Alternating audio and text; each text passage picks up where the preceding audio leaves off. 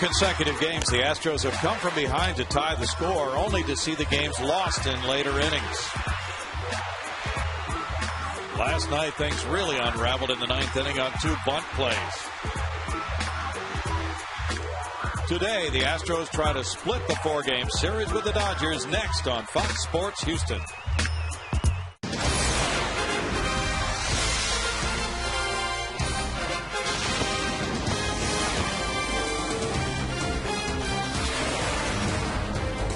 Live from Minute Maid Park in Houston, Texas, Fox Sports Houston brings you Houston Astros baseball. Today, the Astros and the Los Angeles Dodgers conclude their season series at Minute Maid Park. Good afternoon, everybody. Bill Brown and Jim DeShays. It's been a really tight series here. The Dodgers have won 2 out of 3, and all these games have been decided in the late innings, JD. Yeah, last 2 nights, the middle of the order for the Astros have not done much at all. Hopefully we'll get that turned around here this afternoon. Our Jaguar key matchup takes a look at a couple of Houston products. Center fielder for the Houston Astros, Michael Bourne, and James Loney, the first sacker for the Dodgers. Loney, a 2002 graduate of Elkins High School. Michael, a 2000 graduate of Nimitz High School, then on to the University of Houston, both having solid years. Loney more of a power guy. Michael's game built around his speed. Brought to you by the 2011 Jaguar XJ. Coming up, Brad Ausmus is in the starting lineup, and it's his farewell game at Minute Maid Park as a member of the Dodgers after 10 seasons with the Astros. We'll be back to see his farewell and that pitching matchup of Monasterios for the Dodgers and Figueroa for the Astros in a moment.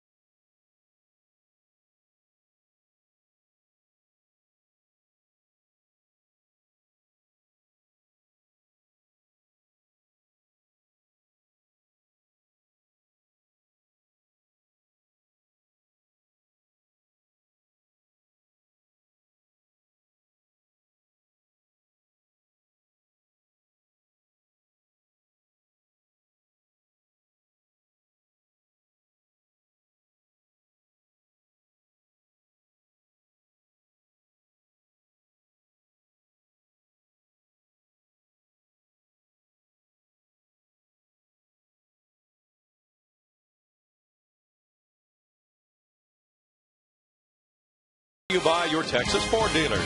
Ford is the best in Texas. And by Jack in the Box, where you can get anything on the menu any time of day. Well, we had a wonderful performance of the national anthem by Emily Boudreau, a student at Loyola of New Orleans, Phil Boudreau's daughter. And Brad Ausmus walking in from the bullpen with Carlos Monasterios. It'll be the Astros' first look at him. He's a Rule 5 draft choice. with a 3-5 record for the Dodgers this season. He's been in and out of the rotation. Astros at their positions. And the homestand will continue tomorrow night with Milwaukee. Here is the starting lineup brought to you by Capital One. Joe Torre goes with Trent Olchen, Ryan Theriot, Andre Ethier in right field, Jay Gibbons in left with a big series for Gibbons. James Loney of Houston at first base, Russ Mitchell at third, Shin Lung Hu is the shortstop, Brad Austin is the catcher for Carlos Monasterios. Nelson Figueroa for the Astros this afternoon. With his work in Houston and with Philadelphia earlier this year, he's 5-2 with a save and a 3.03 earned run average. He's made 6 starts, 5 of those coming in an Astro uniform as a starting pitcher this year. He's 2-1 with a 2.73 ERA. He has done solid work since donning the brick and black of the Houston Astros. And Emily Boudreau, Phil's daughter, I don't think anybody can do anything on the field today better than this.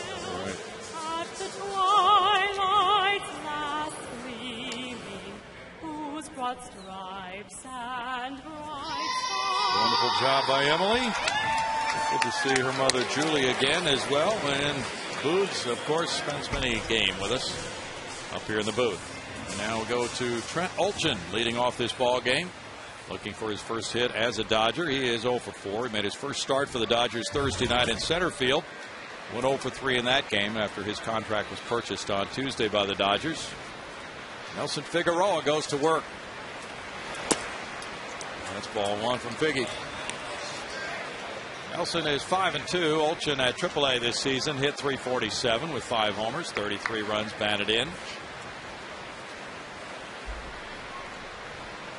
Figueroa starts out from the stretch.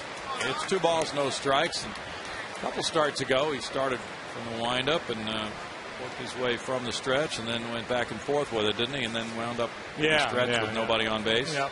He just made an adjustment there mid-game a while back. Ground ball fielded by Wallace at first. That's out number 1.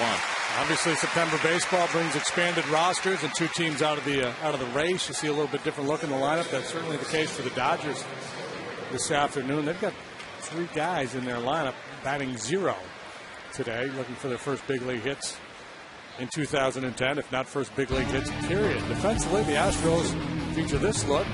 Same old in the outfield. And Manzella Sanchez up the middle. Matt Downs gets a start at third base, his first major league start there. He's played there in the minors. There's a bunt, and Figueroa was able to field it and throw out Ryan Theriot for out number 2. Bare-handing the ball. Well, with the disastrous 9th inning last night, not a bad idea for the Dodgers to bunt. That was their biggest weapon.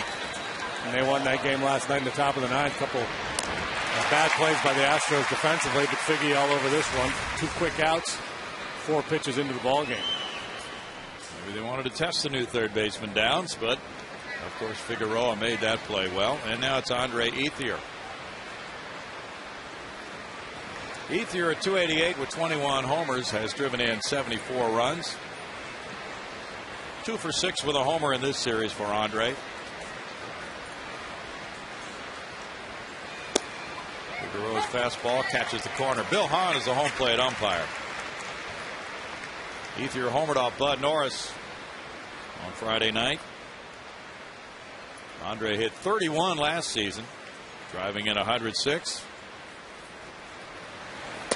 He's been troubled by some injuries this year. A broken pinky finger, 1 ball, 1 strike. He was really rolling when that injury hit. Got a habit of putting that pinky finger below the knob of the bat, kind of wrapping it.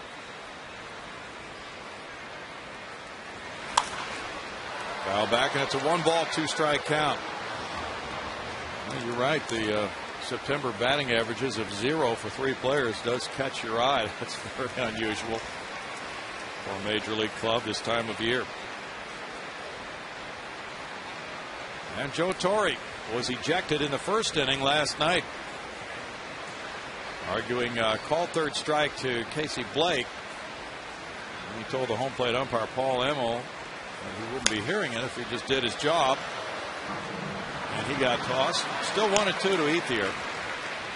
So it's Emmel at third today for the finale of this 4-game series.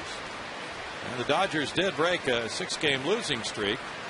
when they won Friday night 4-2 in 11. Then they came back last night to win it 6-3. So they'll go on to San Francisco with at least a split of this series. Lined up the right field line. Hunter Pence back toward the corner with the catch. It's a 1-2-3 first for Figueroa. Monasterios to the hill in just a moment. And the left cold beer for one wine right here. Sit right over here. Get the cold beer, cold water, cold soda, and some wine.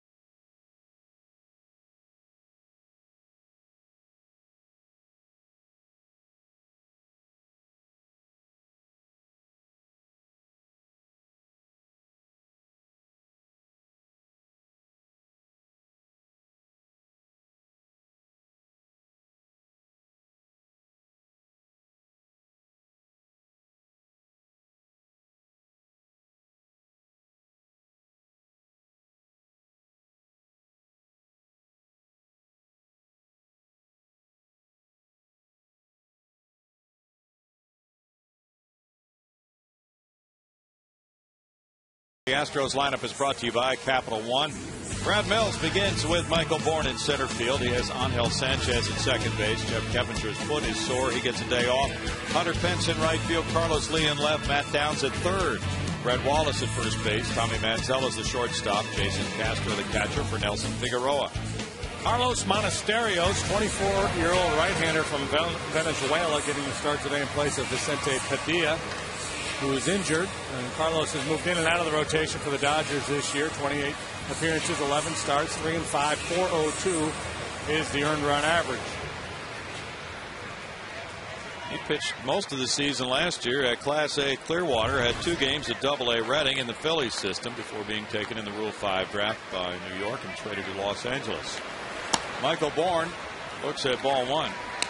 From Monasterios, making his first appearance against the Astros. Bourne at 263 with 2 homers, has a career high 37 runs batted in and a 4-for-8 series. Smokes a line drive to center field. That's a ringing shot to get the game started for the Astros. 86-mile-an-hour fastball right there from Michael. Not a lot of movement, not a lot on it. He jumped all over it. Fastball, curveball, slider, changeup. Not a real hard thrower. Has to rely on location. Has a good changeup. That type of pitcher, usually a little more vulnerable in the early going.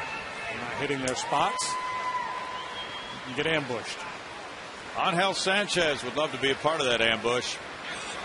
Bourne takes off. Here's the throw from Osmus, and it's a stolen base for Michael, number 48 of the year.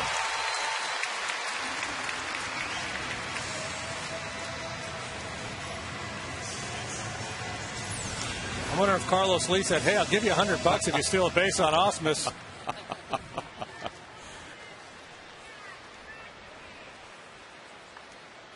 Brad had a tough pitch to handle. Michael, the league leader, over to second with 48 steals and a 1-0 count for Sanchez. Now it's 2 balls, no strikes. The first baseman Loney is in tight. Sanchez does a good job usually of hitting the ball to the right side with a runner at second especially, but he does that a lot in any instance. And that's what the Astros would love to see here. A base hit wouldn't be something they would turn down, certainly. Especially 2-0. Jeff Kevinger, as you know, has been out on the disabled list with that left toe problem and then has played every game since he was activated. Well, today he's out because that has been a little sore. So Brad Mills is giving him a day. And also giving Chris Johnson another day for his sore back. Well, that pitch would have been hard to steer to the right side, up and in, and it's 2 balls, 2 strikes to Sanchez. Well, he took that 2-0 pitch right there, and then the aggressive swing at the ball off the plate. He still has one to work with.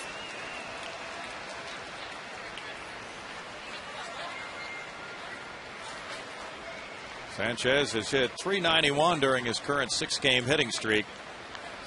And a turn back towards second, and Bourne. Hunter Pence is on deck. The Astros have not scored more than 3 runs in any of the previous 3 games in this series. They won 3-2 Thursday night, and they lost 4-2 in 11 and lost 6-3.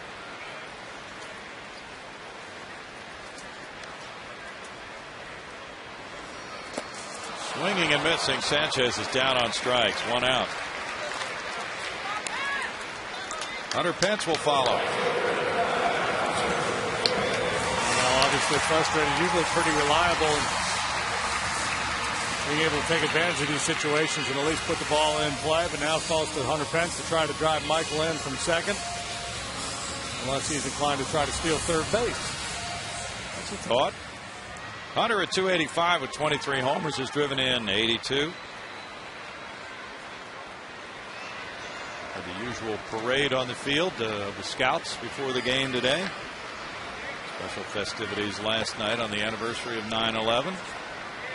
Bourne is dancing off second, attracting the attention of Monasterios. By scouts, you don't mean free agent, minor league, major league, and bird dogs. You mean like cub and boy. Right, exactly. We do see a lot of the other scouts. Afraid of scouts up in the press dining these days. Yeah, there has a lot of guys called in off the road with the minor league season done. And they love to come to Minute Maid Park with the food available here in the media dining room. Hunter takes it. It's a strike. Ryan Theriot not going to make it easy for Michael if he's going to try to swipe third base. Theriot pitching pretty close to the bag there. Hunter has come down from a 10-game hitting streak to a 1-for-12 performance in this series. Carlos Lee's on deck. A strike makes it 0-2 now for Monasterios. Dodgers originally had scheduled Vicente Padilla to start this game. Lehan, pretty big zone right there. That ball clearly off the plate inside.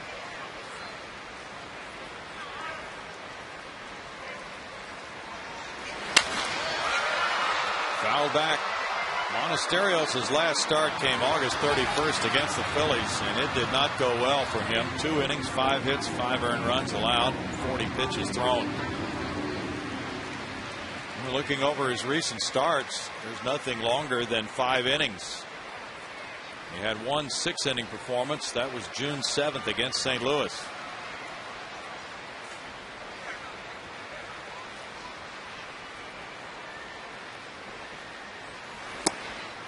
Well, a lot of times with a Rule 5 draft pick, you know, it's a guy who's not really ready to be in the big leagues, but you like his potential. And so you keep him on your roster, because if you don't, you have to offer him back to the team that you got him for. Monasterios, 4 Rule 5 guys, actually had a fair amount of work this year. He's had 28 total appearances, 11 starts. Hunter takes, and it's ball 2.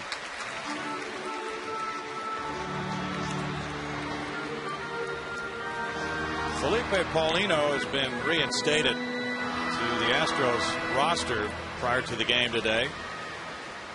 And they would like to put him into a game, but they're going to give him plenty of warm-up time before being used in relief. It would be more like a spring training appearance, they're saying. Monasterios throws the slider off the plate, and the count goes to full. 3-2 on Hunter Pence.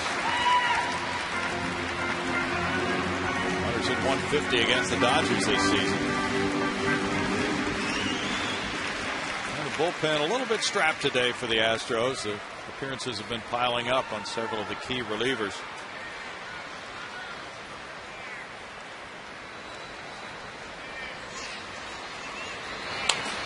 Foul back. Wesley Wright hasn't pitched since he was called up in September, so he certainly is available. Paulino Now active and ready to go. There are others. Gustavo Chassin. We're in pretty good shape as far as rest. Wesley he may be rusty to the point of unavailable. he's a redshirt freshman right now. Got a scholarship, but he's not playing.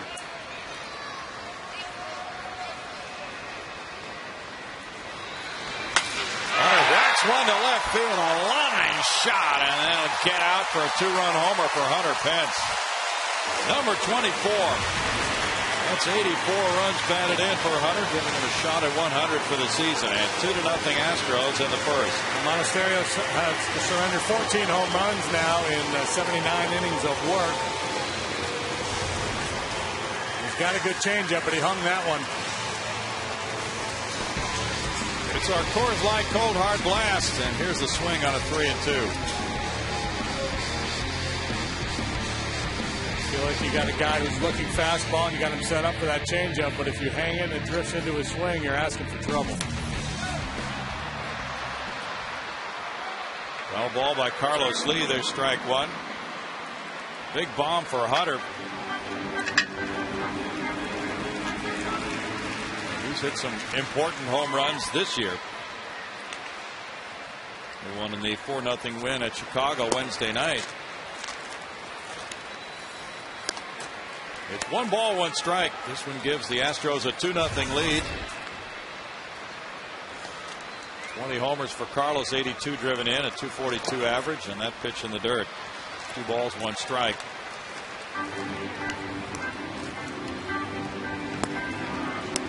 Hunter had reached base in 31 straight games at Minute Maid Park prior to Friday night. And the Dodgers were able to keep him off base and snap his 10-game hitting streak, but that was an impressive at bat. That's a line drive into left center field. Carlos Lee is on with a single. 3 hits in the inning with only 1 out for Monasterios. And 2 line drive singles and a rocket for a home run. So Monasterios not really fooling anybody. Well, fooled one guy, fooled Angel, but other than that, the Astros get some pretty good whacks at him, and Ausmus out there to talk to the young right-hander.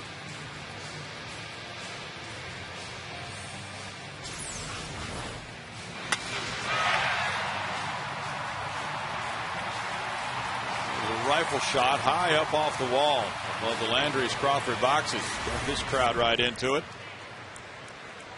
Matt Downs. I know it's hit hard when it bounces almost all the way back into the infield when it bounces off the wall out there. 253 for the former Giant Downs with 1 homer, 7 runs batted in. Takes a look at ball 1. As JD mentioned, making his first start at third base. He played primarily second base for the Giants this year, but he had a start at shortstop for the Astros in Chicago. Had his first hit as an Astro. He's had a pinch hit. He's looked good in limited play. I wonder if he's any relation to former Giant Kelly Downs. Ooh, I have to ask. Can't remember where Kelly was from. That is from Tuscaloosa, Alabama. Went to the University of Alabama, where he was a pitcher and an infielder. And he was claimed on waivers, giving the Astros more depth on the infield. Ground ball in the hole. Who gets it and throws wildly by the second baseman Terrio into right field, putting Lee at third and sending Downs to second base. Ethier runs it back in. Still might look for an early ejection again this afternoon if this keeps up. The pitcher getting knocked around and he finally gets a ground ball. It should have been a double play and out of the inning, and Who just sails the throw past Terrio.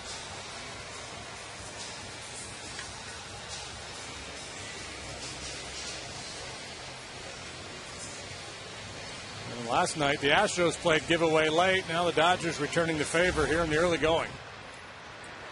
Shin-Lung Hu has been in 4 games, but has not had an at-bat. He launched that one into right field. Now that gets Brett Wallace to the plate with runners at second and third and 1 out. Wallace hit his second homer of the season last night into the right field seats. Inside ball 1. Brett picked on a high pitch and whacked a line drive for home run number 2. He's driven in 8 with a .212 average. And he's gone 3 for 7 with that home run in the series. So that was his first bomb at Minute Maid Park. And his first major league homer at Wrigley Field. This line drive goes foul. Yeah, he's been getting some good swings. The clubs try to pound him in with fastballs. He's been getting some good swings at that pitch, having a hard time keeping it fair. But sometimes when you use it, at least if you hit it hard foul, you'll give a pitcher pause. You might go, maybe I shouldn't go back in there.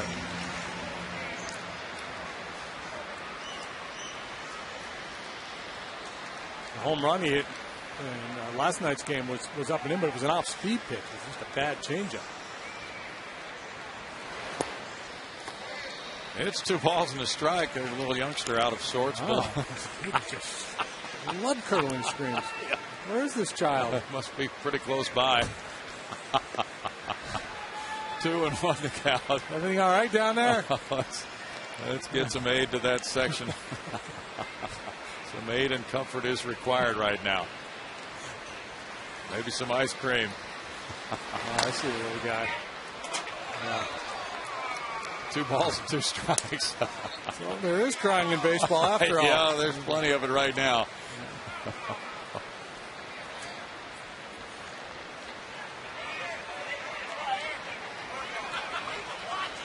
Things will get better. There he is, little guy. We knew it couldn't have been too far from us. He just wanted his own chair, I think. Okay. Leave me alone. Let me watch a game. It worked, kid. It worked. Wallace takes inside, and it's a full count to Brett. The Astros have won 14 of their last 20. Dodgers have really pitched well against them in this series, and they'll face Milwaukee in the next series starting tomorrow night. It'll be Brett Myers and Chris Narveson tomorrow night at 7:05. Bud Norris and Chris Capuano Wednesday night at 7:05, or Tuesday rather. Wednesday's a day game at 1:05. Jay Happ and Dave Bush. Foul ball, and so no Gallardo. That's good. No Gallardo. I think he's pitching today. He might have pitched last night. No, he's today. Okay. Playing the Cubs. Well, let's see. The Cubs won 1-0 last night. There were several 1-0 games last night. Phillies are leading 2-0 today in the top of the 6th at New York. It's Oswalt, I believe. Yeah, you're right. And it's Cincinnati 1, Pittsburgh 0, top of the 5th. Wallace lines one to right field. That'll score Lee. And on his heels, here comes Downs. Ethier's throw loops in, and it's cut off. It's a 2-run single for Wallace. And the Astros have a 4 spot on the board in the first. Somewhere in that dugout, Nelson Figueroa's got a big smile on his face. 4-0 lead. In the bottom of the first, the Astros still batting. Wallace again showing the ability to get to an inside pitch. Monasterio's not a real hard thrower, but still, this is a real positive sign to see him turn on an inside fastball and hit it well. He's having a nice series here. Did a good job of pulling that one and getting both runners home. And Tommy Manziel is next. Strike 1 to Tommy. 220 is his average. 1 homer, 18 runs batted in. There's the smile on Figueroa's face. Well, last time out, he got 7 runs of support. Beat the Cubs 7-3. And the start before that, he beat the Cardinals here 5-2. Liner to right field. That's hit well. Wallace made sure it was down. He gets to second base. Manzella chimes in with hit number 5 of the inning. And nothing cheap about any of them. Rick Honeycutt is the pitching coach for the Dodgers. He's about to make his initial visit to the mound.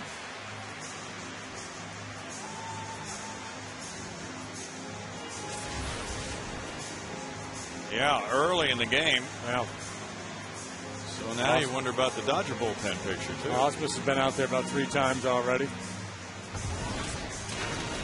Well, as the story went, Osmus was given his choice of which game he wanted to catch in this series by Joe Torre. He said he really didn't have much of a feel for that. So Torrey selected the final game of the series for Brad. He's going to earn his keep today. With this first inning, the Astros have 4 runs home already, 2 men on base, and Castro the batter. I got the sense that Brad was a real nostalgic guy, but has to have a certain sense of wistfulness today. I think so. I think it works well for him. It may not work well from the standpoint of the score in the game. Jason Castro at 212 with 2 homers has 6 runs batted in. And that's a good pitch for strike 1 to Castro. Jason's hit .318 in his last 8 games, going 7 for 22.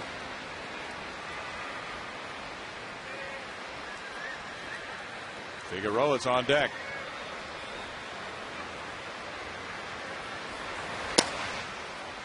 Off the plate, it's a 1-ball, 1-strike count. And the Cincinnati Reds are here next weekend, Friday, Saturday, and Sunday. Castro can make this a huge inning if he can come through here with a hit.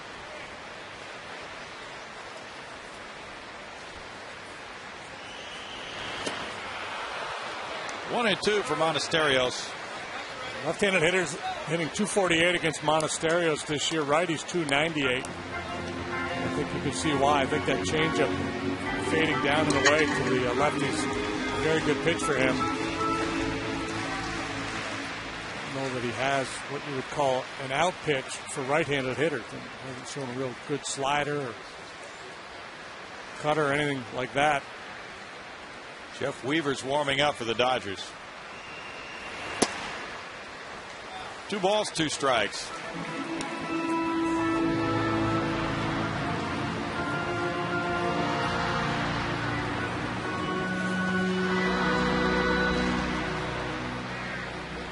The Astros begin the day a game and a half in front of Milwaukee. Houston in 3rd, Milwaukee in 4th. They'll go head to head the next 3.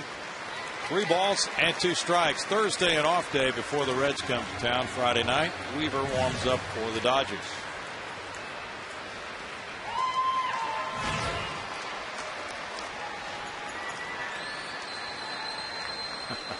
Looking in from the outside. That's a free view from there.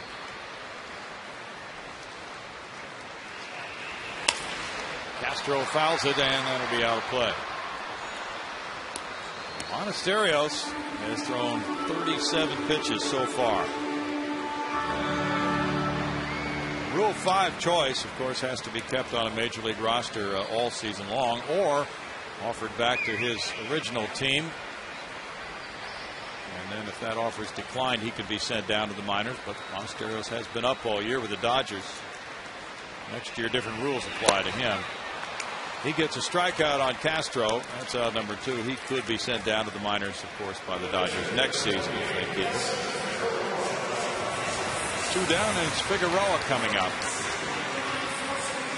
It can be burdensome to be forced to carry a player on a big league roster all year, but on the other hand, it can be a very, very low-cost acquisition of talent. Figueroa has 2 hits and 10 at-bats. Roberto Clemente was a Rule 5 draft. Yeah, that's a great example of one of the best. Shane Victorino, the Phillies, was a Rule 5 draft pick. Turned into an all-star. Well, George Bell.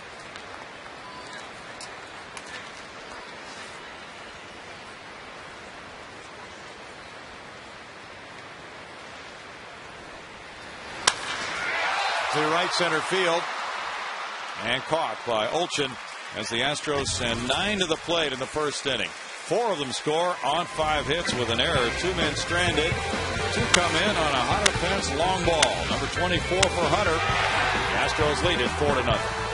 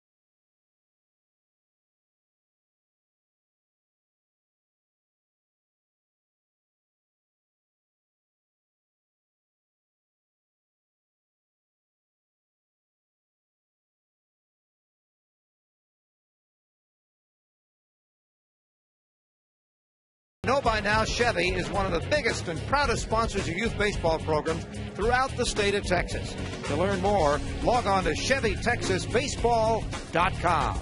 Back to you guys. Thanks, Greg. We know we'll have more coming from you because we have some special visitors here today. Fairland Little League team has visited the Astros clubhouse. Greg will have more on that later. It's 4-0 Astros. The Dodgers come up with Jay Gibbons leading off the second inning. He's had a very nice series. And his numbers in a Dodger uniform look fantastic to this point. Gibbons takes. There is strike one with Figueroa coming inside on him. Gibbons at 359 with 4 homers, has a dozen runs batted in for 39 Dodger at bats. That works out to a .667 slugging percentage, of .419 on base average. 1-1 to Gibbons, former Baltimore Oriole. He was named in the Mitchell report, fell out of favor. Wrote letters to all major league clubs, got a job with the Dodgers, and really went after it at Albuquerque. Big cut there. We've seen some huge swings from him in this series. He is airing it out. He had not had a major league hit since '07 until he came up from AAA Albuquerque August 8th. He was hitting .347 for the Isotopes. Had 19 homers, 83 runs batted in for them. That was in 94 games. Chops it to shortstop. Manzella with the throw. Wallace. 1-out for Figueroa.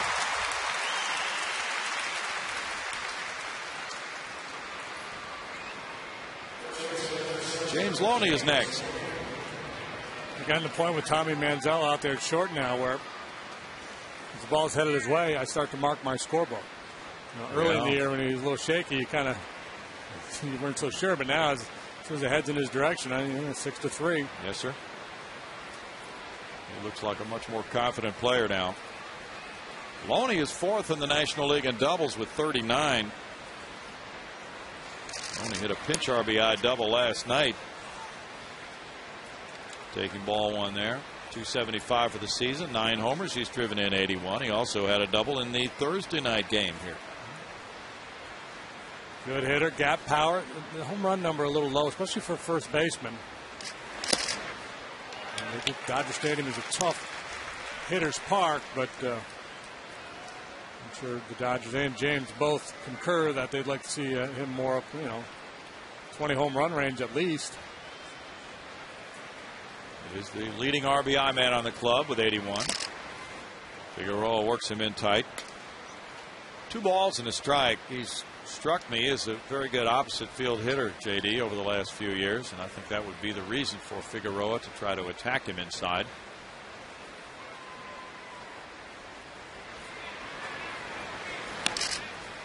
Three and one.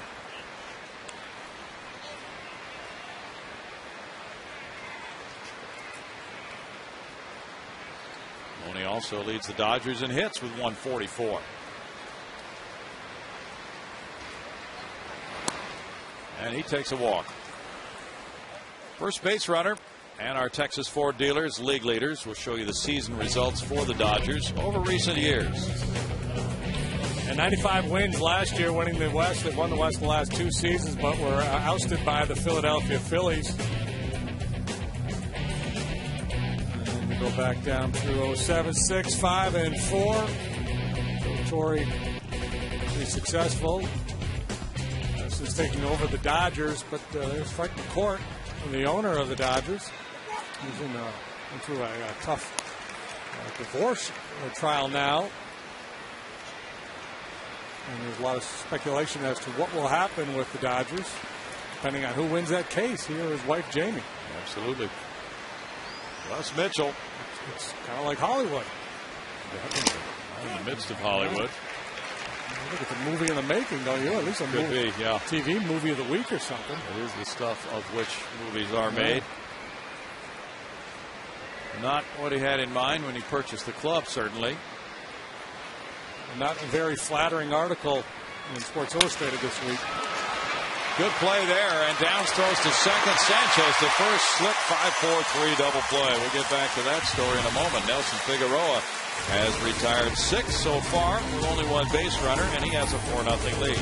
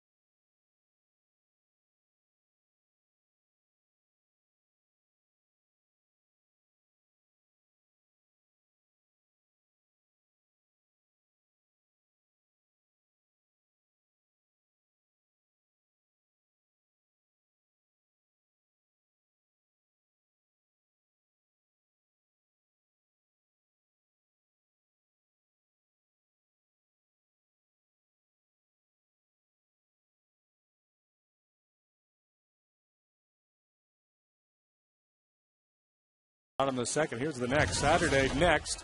The Reds are in town, and after the game, Robert Earl Keane is going to hang out and jam with us. How about that? Astros Reds, 6:05 game, and Robert Earl Keane. Reds getting closer and closer to clinching the NL Central. The Astros will hope to put a stop to that, and then we'll celebrate with some Robert Earl Keane.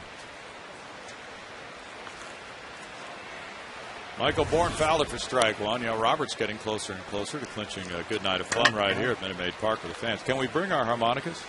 We can. Yeah. They still don't work real well, though. Road goes on forever, and the party sometimes ends abruptly. Oh. Can you work in something about a dog in there?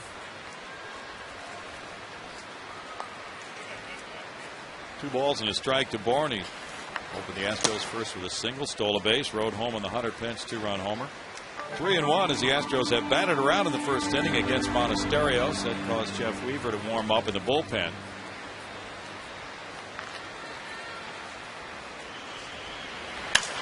Bourne fouls it away. We'd like to thank Ethel Medlock, very good Astros fan from Oklahoma, for sending us a beautiful handmade quilt.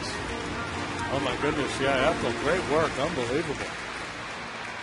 We got to look at it last night and wanted to wait until today to show it to you.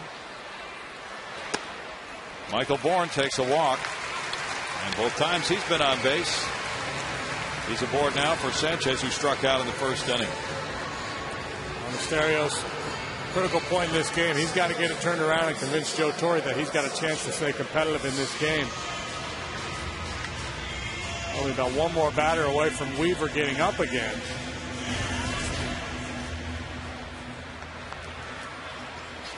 Sanchez struck out in the first. Double play depth here for Who and Terrio. Who? In this game, Who's at shortstop. He's not on first. He may be on first later.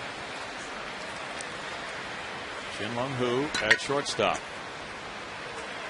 This could be fun. Yeah, you get the whole Ivan Costello thing going, then you get the old Dr. Seuss angle working. Yeah. It'll be a very enjoyable day. Foul batter, strike 1 to Sanchez. All the Who's down in Whoville, the tall and the small. We're hoping the Dodgers would play better ball. Yeah.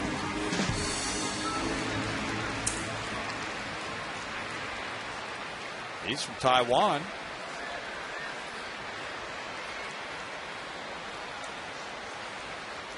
There's an article. Dan Patrick writes a column in the Sporting News, or is it Sports Illustrated? I think it's Sports Illustrated. Yeah. Did you read that one? That just came out. He did. There's a column. I forget the way he builds. My type of guy. Yeah, my type of guy. Interview piece he does. Right. It was Bud Selig this week. I did see that. Okay. Good stop by Osmus, a pitch in the dirt, 1 ball, 1 strike, and he asked Bud Selig about several things. And in the course of the interview, my type of guy, Bud Selig revealed that he has had 2 meetings with the Japanese baseball CEO, whatever his title is, about a true World Series, and he thinks it'll happen someday. Yeah, it's been one of the priorities of MLB and the Players Association for a few years now. Lots of coconut. 2 balls and a strike. The continued growth of the game internationally. That's what the World Baseball Classic is all about, and all these goodwill trips the clubs are making, the spring training games they play, or even the regular season games they played in Japan. In recent years, the Astros, in spring training, we've gone to Venezuela, the Dominican Republic.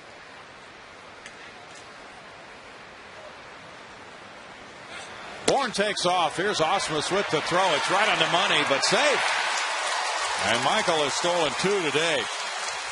49 for the year. Well, Brad's technique still solid, though. In his prime, one of the better throwing catchers in baseball. Very nimble back there, quick feet, good strong throw, just too good of a jump and too much speed as Bourne outruns that one. 49 steals for the league leader. He's on a pace to steal 9 bases today. He's a 1 an inning. Sanchez takes. It's a strike and it's 2-2. So that would be one major development if there could be truly a World Series between the U.S. winner and the Japanese winner. And then Bud Selig talked about the fact this would be 16 years of labor peace through next year in baseball. Line shot, right field line. It goes foul, though. Good try. Stay middle of the way on Angel. They're doing him a favor. Yeah, you could just, you talk about radical realignment. How about someday if the NL East was, Tokyo and Yomiuri and NL Far East. How about the meal money that trip would bring? Oh, hopefully it would be about a 10 or 12 game series once you got over there. Line shot left field. That is caught by Gibbons. That was tagged by Sanchez. Yeah, that's a good at bat. Hit that ball hard, foul the other way. And then so they tried to move the ball in on him a little bit. And he was up to it, put a good swing on it, hit it hard to left field, but right at Gibbons. Hunter Pence worked the count full, and he ripped a 2-run homer in the first.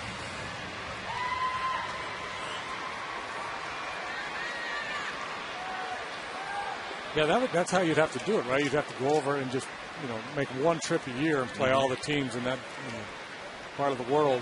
Absolutely. It wouldn't be worth your while. And too many people would have serious jet lag if you tried to bounce back and forth. Like when Hawaii had a team in the PCL. Right. The teams would go over there and play like 8 games. Great example, yep. It's just one trip.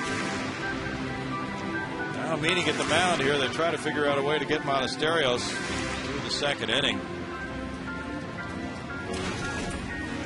Runner at second. Got to steal third. Joe Torre has not managed a major league club that's been out of the hunt in September since '93 when he managed the Cardinals. 14 straight postseasons for Joe Torre as a major league manager.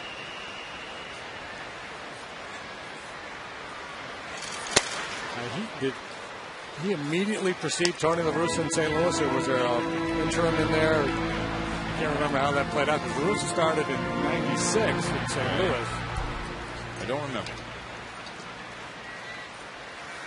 It may have been an interim. Manager for a year or two, not sure. Well, we'll look it up. Okay.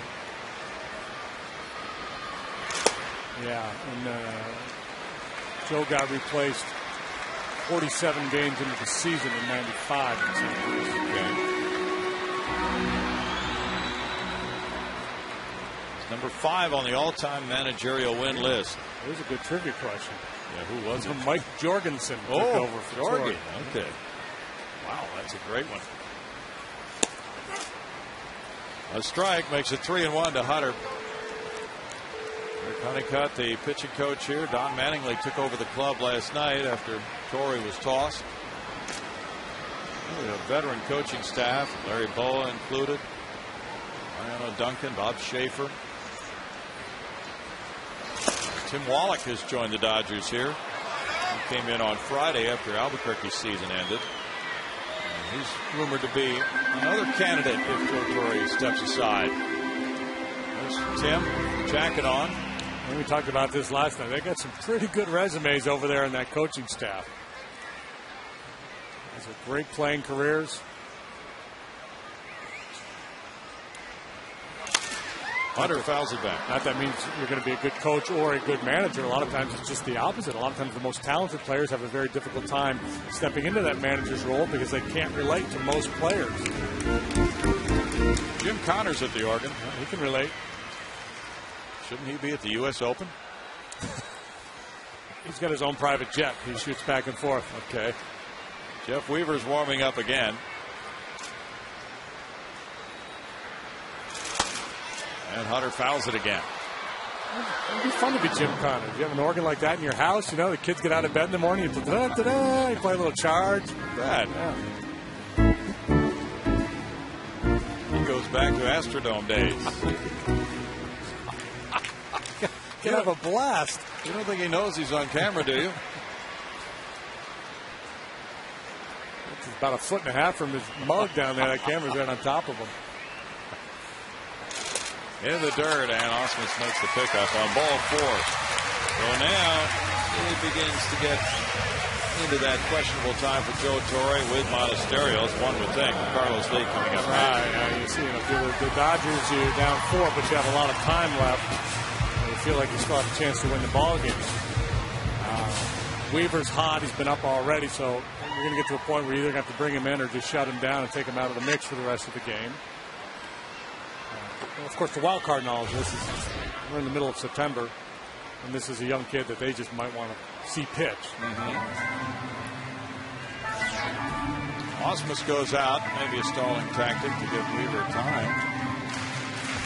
Yeah, I got to believe he's ready. Maybe to give Joe Torre and Rick Honeycutt a chance to continue their conversation as to what they want to do. He's ready. He's going to make the move. It'll be the veteran Jeff Weaver facing Carlos Lee.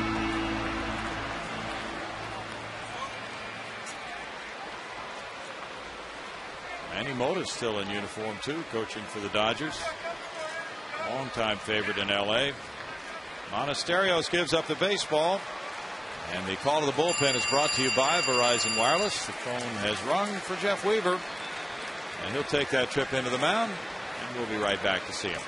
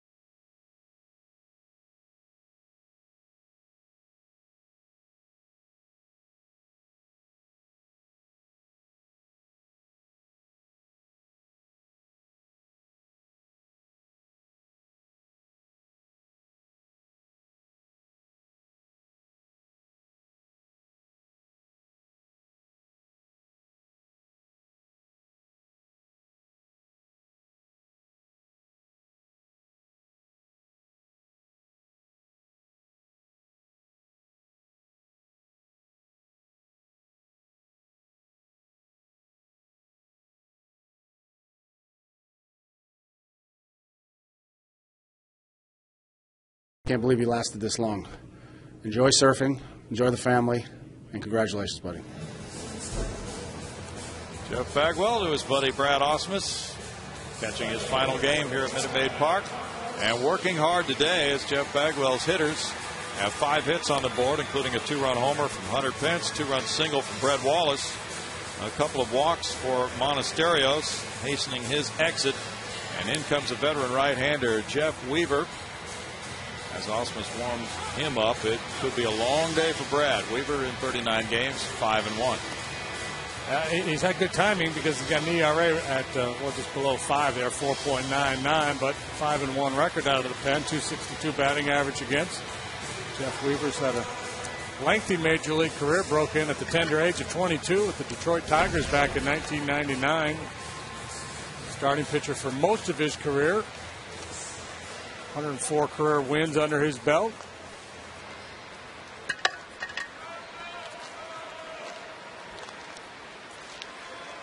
Weaver appeared against the Astros in Los Angeles in relief on May 17th, and he retired Humberto Quintero with a 4-2 lead in the 8th inning. It's the only batter he faced. Now he's up against Carlos Lee, who singled and scored in the first, turning back towards second on Michael Bourne. Weaver, born in Northridge, California, went to Fresno State, where he was 33-15, a first-round pick of the Tigers in '98. Then he was a Yankee.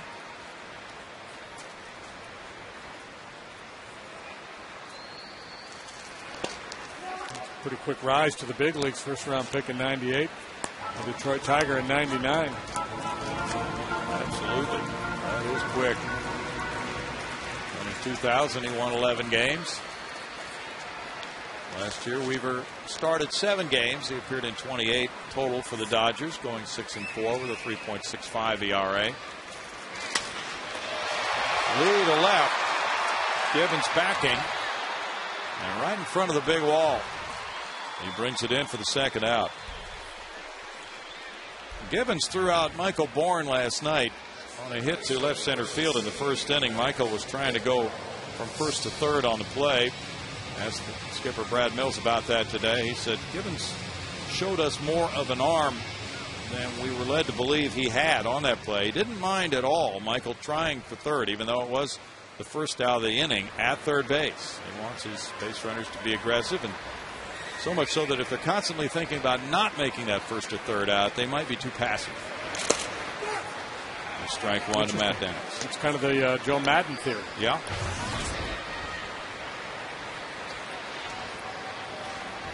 But what he wants to make sure the Astros do is that batter then would move up to second if the runner is trying to go first to third and is thrown out there. That would be the objective on a play like that.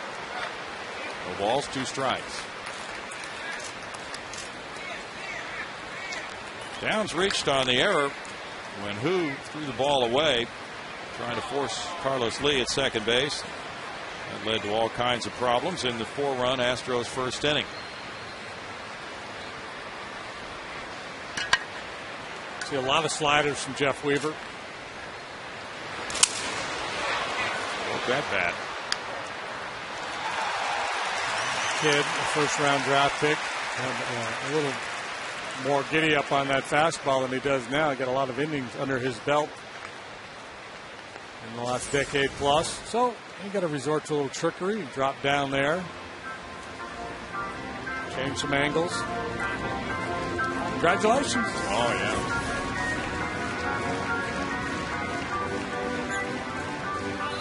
Another bat's being put in play by Matt Downs. Weaver's held right-handers to a 242 average. Back on July 5th, Jeff went a season-high 3 1/3 innings. He's won 5 games in relief. That's tied for the Dodger lead on their relief corps. Picked up that 100th win back on May 7th.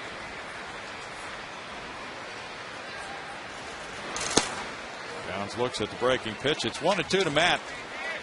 Jeff Blum played third base last night. Chris Johnson could have played, but the thought was that this is a day game, and his back was troubling him last night. Wasn't feeling that great after the game, so why not give him another day, and then by tomorrow night he should be okay to be back in the starting lineup.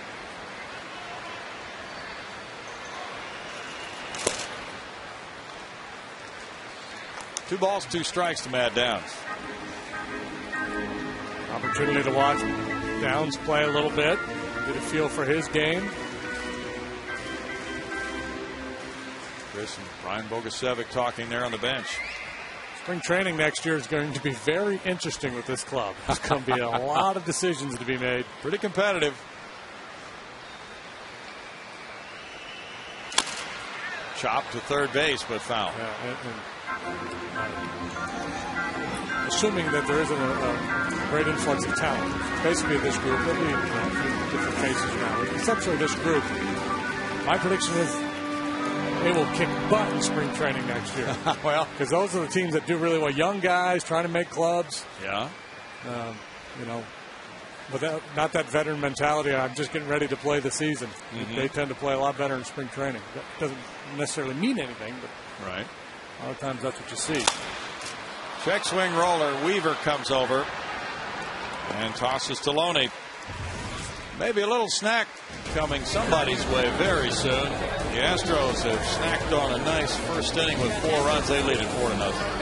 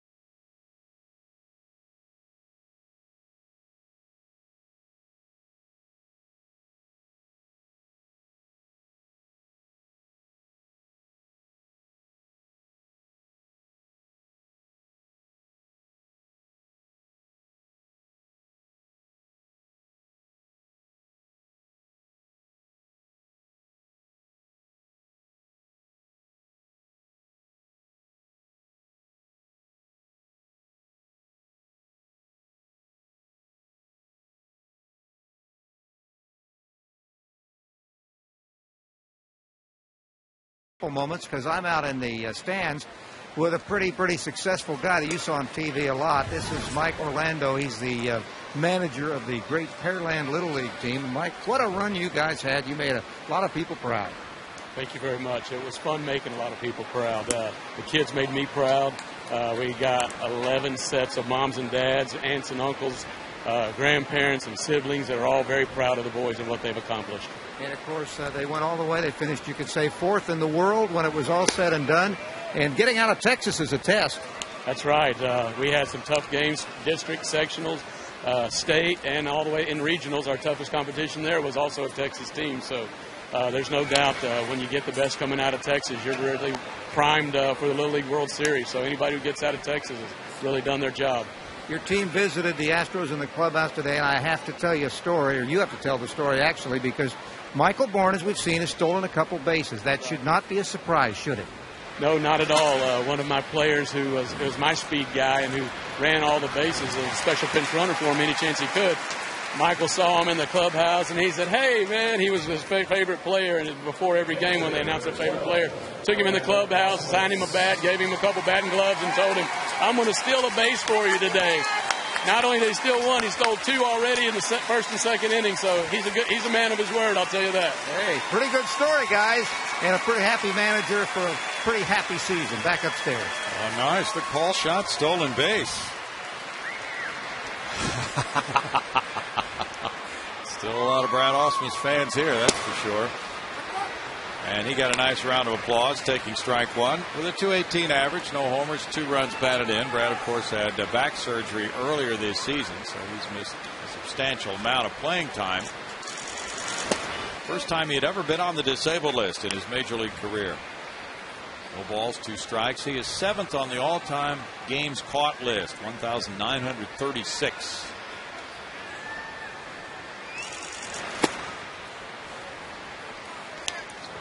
1-2 count. Brad, 41 years old. This is his second year with the Dodgers.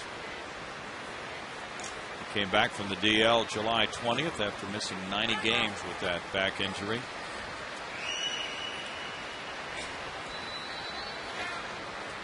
Corrected the count. Scoreboard's wrong, and that is a swing and a miss for a strikeout. Took a big hack there. He wanted to inflict some damage. Farewell game. He wanted a farewell shot. And a pitch.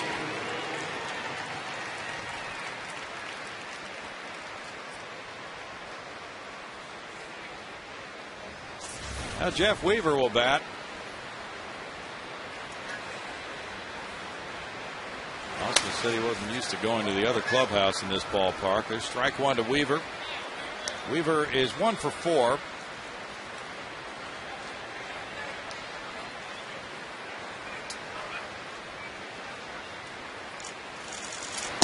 Figueroa brings that one in, and it's a no ball, 2 strike count.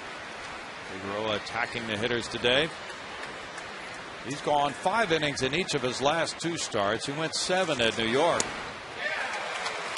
And he gets a strikeout here, trying to go deep into this one. He has an excellent start. He's faced only 9 through 3 innings, and he has a 4-0 lead.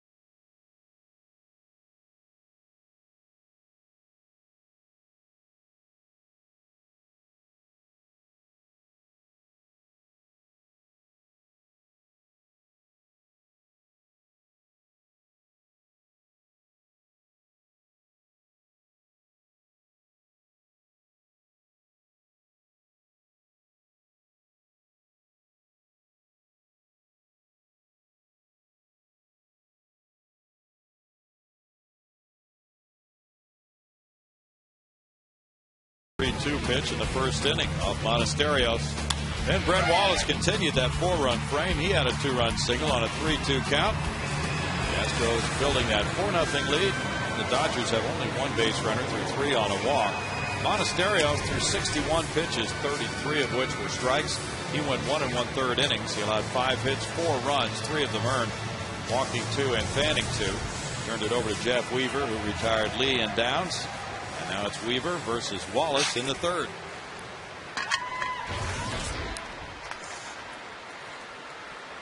Let's see if Wallace can wallop one off Weaver. Phillies lead at New York. It's 3-0. Roy Oswalt has stopped the Mets on 3 hits so far. They're batting in the bottom of the 8th. Raul Ibanez hit his 14th home run for the Phils. Boy, has he been good for Philadelphia. He was good here.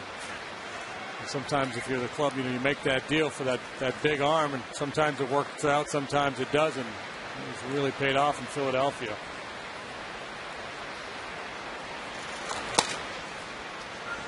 It's 2 balls, no strikes for Brett Wallace. And beginning the day, the Braves and the Phillies win a dead heat atop the NL East at 82-61. Braves play the night game against the Cardinals in Atlanta. That's ripped toward the right field corner and just foul.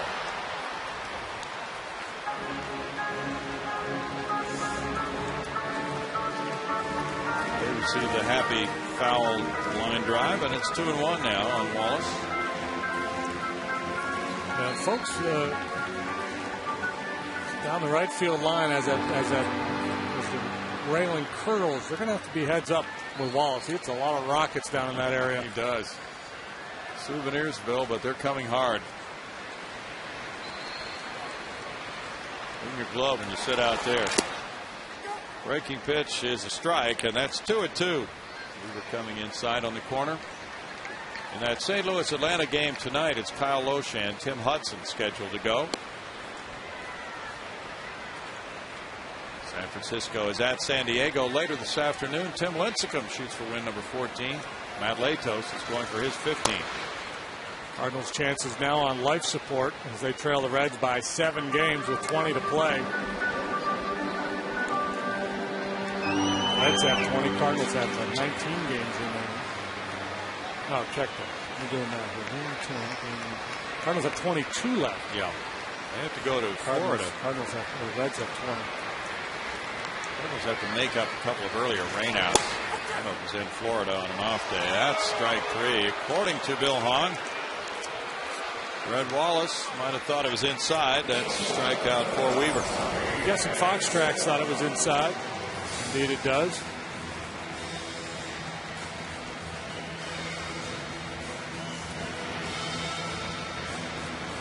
Love the look. That's one of those, I know I'm a rookie and I have to take this, but I really disagree. I'm going to go check the video right now. Tommy Manzella, strike 1. He singled to right. Nice line drive hit by Tommy in the first inning. Boston and Oakland starred later for Josh Beckett and Dallas Braden. Fielded by Mitchell at third. Throws out Manzella. 2 down. Country music stars Blake Shelton and Montgomery Gentry are coming to Conroe on October 2nd and 3rd for the Toyota Texas Bass Classic. Buy your tickets now for only $15 per day at H-E-B and Academy stores. You gonna go, Brownie? Oh yeah, why not? That's the final weekend of the season. We'll be working. We'll be in town. Yeah. You can go out. Do we have a day game on Saturday? Go out to Papa's Ice House. A cold beverage, maybe run over to Hayden's for a little chowder. Now you're talking. Jason Castro struck out first time. That's strike 1 to him. Well, that giant Padre game later today should be fun for the fans in San Diego.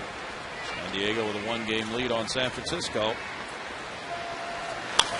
And they traded 1-0 decisions the last 2 days.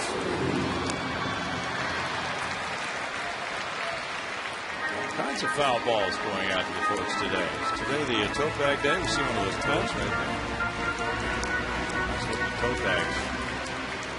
Arizona is batting in the top of the first at Colorado against Yolis Chassin. The come from behind win for the Rockies last night. Wow. Past the diving Mitchell into left field. Castro shoots it the other way on the 0-2 count. And Jason's on with a 2-out single. He got a lot of his hits to left field. Carving the ball the other way.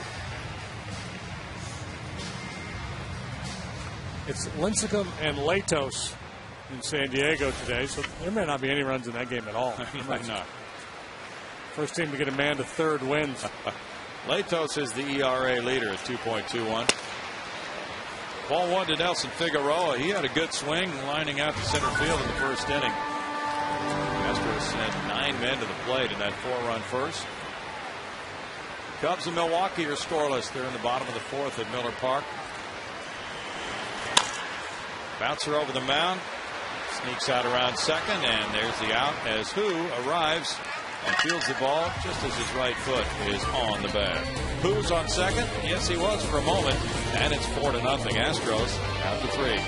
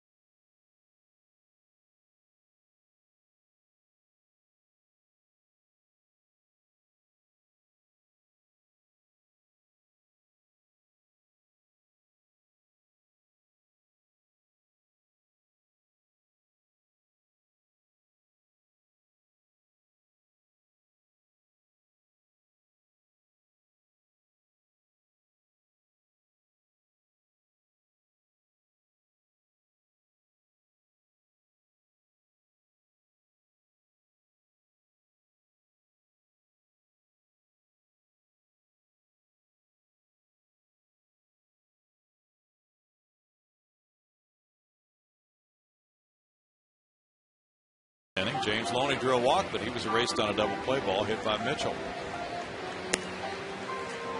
September baseball. Oh, we had a great crowd last night. 39,237.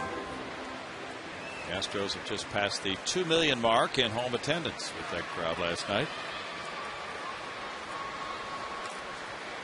And on Sunday afternoon, these folks have watched the Astros get that 4-run first for Figueroa. He has been sharp. He's thrown 33 pitches through 3. We're watching Trent Olchen lead it off in the 4th. He grounded out to first earlier. In tight ball 1. The Dodgers have been at the forefront of the international baseball movement through their ranks anyway. Now they have Olchen in the lineup from Australia and Hu from Taiwan today.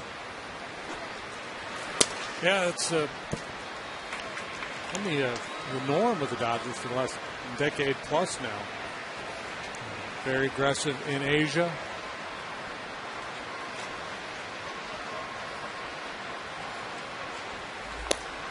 And they had Fernando Valenzuela. He was a huge draw everywhere, but especially in Los Angeles and places, of course, closer to Mexico, like Houston.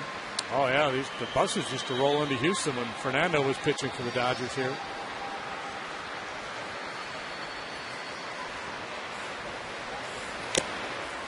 Swing and a miss by Olchen, and it's 2 balls, 2 strikes for Figueroa. Figueroa, one of the September stories for the Astros as far as where he might fit into the 2011 equation. He worked in relief, and then he moved into the rotation in mid-August. Went 5 innings in his first start. He'd love to be in that rotation for a solid year from beginning to end, but that has not been his role so far as a major leaguer. Yeah, at the age of 36, it's obviously something he would like to have happen, but time is running out on him. But he's been a guy who's been able to hang in there and survive. Sharp single through the right side. First Dodger hit comes from their leadoff man, Olchen. Nelson would tell you, I would just like to be a big leaguer for an entire season. I don't care how you use me, start, relief, push the bus, whatever it takes. But for a guy who's been around as long as he has, it's always part of the year in AAA, part of the year in the big leagues, in and out of the rotation. A true utility man.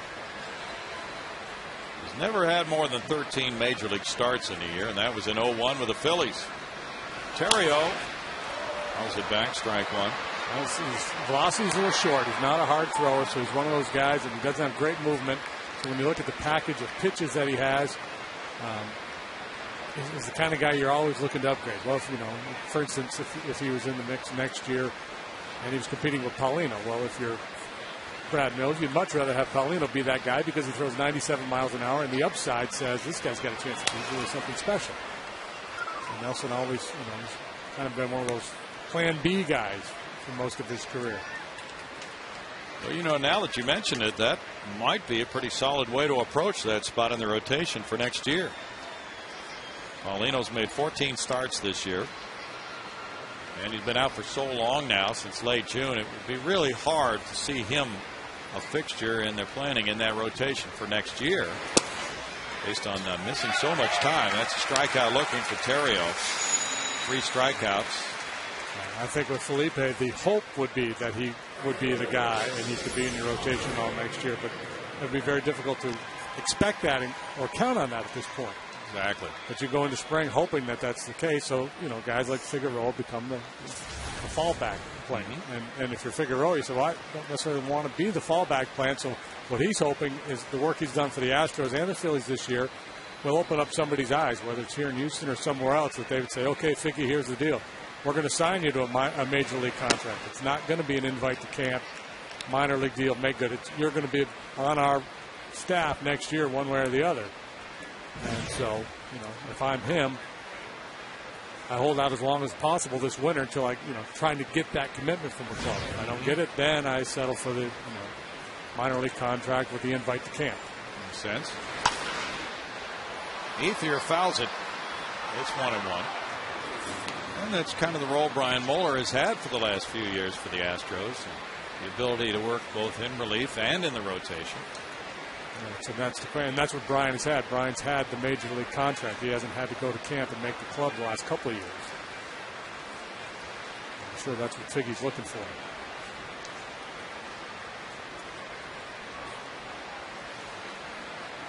Runner's going. It's a swing and a little roller up the third base line, and that will be an infield hit. With the runner moving, Ethier hit a little dribbler. That worked out very well for him for a single. Contrast his two at-bats today. First time up, he hits a rocket to right, and he's out. Second time up, it's a single to the catcher. He's limping. I'm going to have to come out of this game. A rare single to catcher. I mean, you can't bunt it better than that. That's a full swing.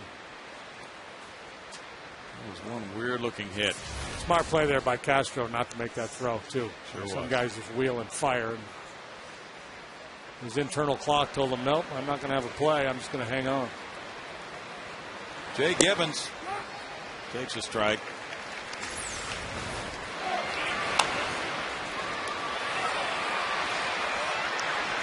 Looks okay going down the line, but as he crosses first base, you can see the grimace.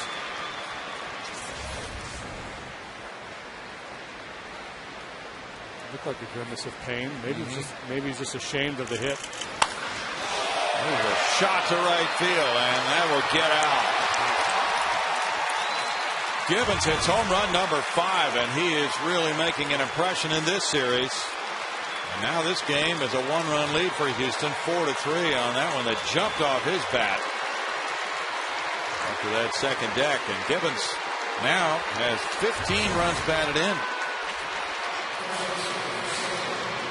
We'll see what the future holds for Jay Gibbons, but if he can return to the form he had in Baltimore some years ago, what a pickup this will be for the Dodgers.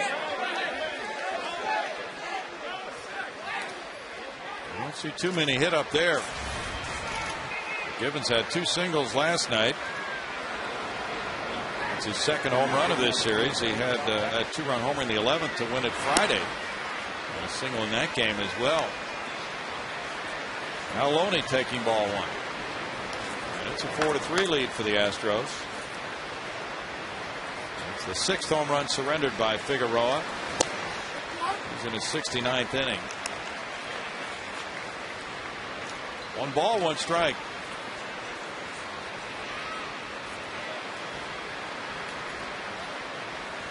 Mets are batting in the bottom of the 9th. Phillies lead it 3-0, and Oswalt is still in there. 2 balls, 1 strike. It's Baltimore 2, Detroit 1. They're in the bottom of the 8th at Detroit. Minnesota 6, Cleveland 2. Bottom of the 8th at Cleveland. Cincinnati clings to a 1-0 lead after 7 at home against Pittsburgh. All the way, and it's 2 balls, 2 strikes. It's the final now. 3-0 Phillies over the Mets. Oswalt went the distance. 3-game shutout, allowed 4 hits, struck out 6. So the Braves now have to win tonight at home to stay tied for the NL East lead and a wild card lead. Ripped out to right center field, headed for the Astros bullpen. That one hops the bullpen fence. Loney to second, and he's going to get to third. The throw comes into Sanchez, and it's a stand-up triple. Second triple for Loney. Well, Ethier had that little ground ball base hit, but the last 2, the Gibbons home run and the Loney triple, was really torched. And Loney's cheating. He's looking in. He got that front side cleared early and unloaded on that ball. Pulls it a little bit more. He too would have had a home run. Pretty swing right there. Now the Dodgers have the tying run on third base, just 1 out.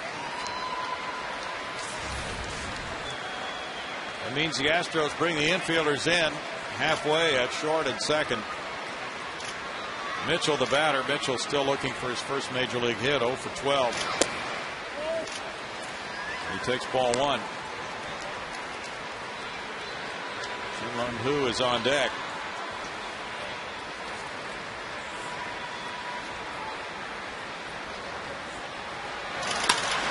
Mitchell puts it in the air to center field. Loney tagging. Bourne with a catch.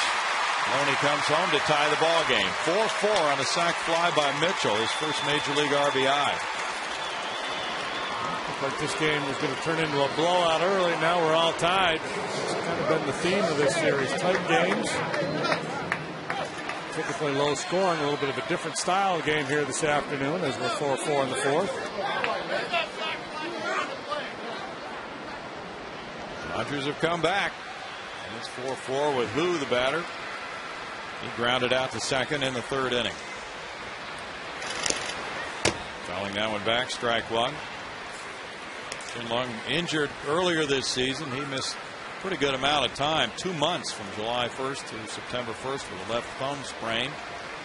Hit .317 at Albuquerque with 4 homers, driving in 25 in 58 games. Been with the Dodgers before, 82 games prior to this season. Right to him, makes it 0-2. He's been known as a good glove man. He's now 26. Figueroa strikes him out. That's number 4 for Nelson. The Dodgers have placed their own 4th spot on the board. Here in the fourth, they get 4 runs on 4 hits to tie it. Dodgers 4, Astros 4.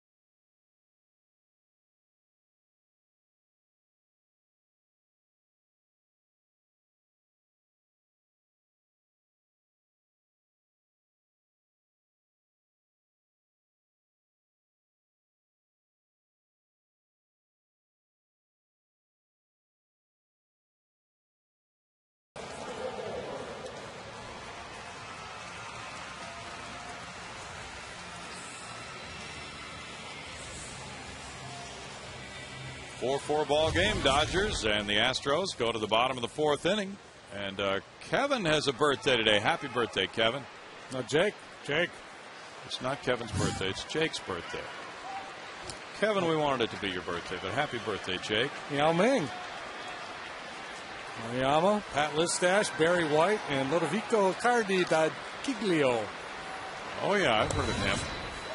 He's a famous painter and architect over there in Italy. Michael Bourne takes ball 1 in a 4-4 game. He has singled, stolen a base, and scored. He has walked, stolen a base. How old is Yao Ming? I don't know. Didn't see the number. 2 balls, no strikes.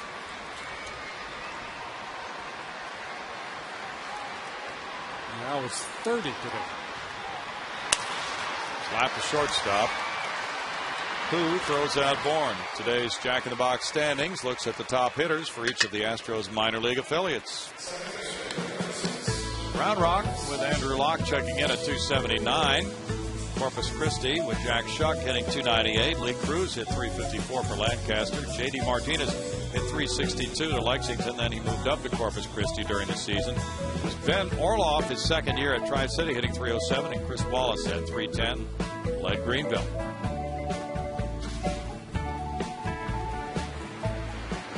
Angel Sanchez is struck out and line to left. There's strike 1. In that Cincinnati-Pittsburgh game, 1-0 Reds after 7. Johnny Cueto went 7 shutout frames. Ryan Burris has given up the 1 run. It was driven in by Joey Votto. Liner to center field. Sanchez is aboard, and he's 1 for 3 now with a 7-game hitting streak to take on to the next game. Working deep counts the first 2 times, and then this at-bat attacking early. Hit the ball very hard last time, but was not rewarded for it. And he could easily have 2 knocks today. A good solid line drive single here.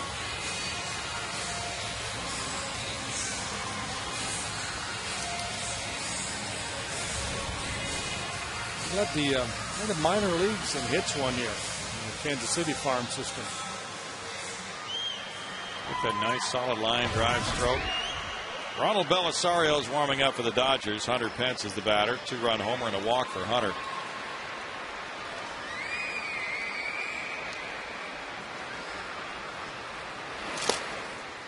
Weaver deals with it, and it's a strike. Right over the outside corner. Florida 6, Washington 5. They're in the bottom of the 5th at Washington. Mike Stanton has hit a pair of home runs, giving him 20 for the Fish. It's going to be very interesting to look back years from now on the rookie class of 2010 to see how good they turn out to be, because there is some tremendous potential. I'm surprised to see there be 3 or 4 Hall of Famers among the group. Yeah. This crop seems to be that strong.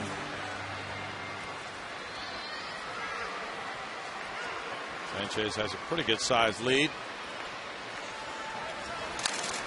Foul back by Pence. It snowballs 2 strikes to Hunter. Now you're talking about the Reds and Johnny Cueto pitching well today. Edison Volquez gave them a very good start last night. And that's critical for them because their pitching's been pretty solid all year. But lately, Leak had scuffled, was taken out of the rotation. Harang's been bumped out of the rotation. They showed signs of wobbling a little bit. You get into that postseason, boy, you got to be able to pitch it. Foul back, still 0-2, absolutely. Tri-City plays Brooklyn in Game 2 of their championship series in their New York Penn League tonight. That's in Brooklyn. Tri-City Valley Cats won the opener 5-2 at home. Best of 3 series.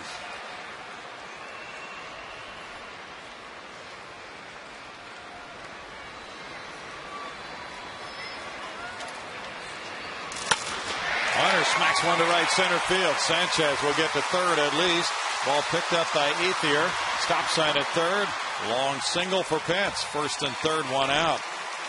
Hunter continues his perfect day. A homer, a walk, a single now. I would love to answer that 4-run spot the Dodgers put up in the top of the inning, at least reclaim the lead. And Astros in great shape to do just that as Carlos Lee steps up there first and third. 1 out.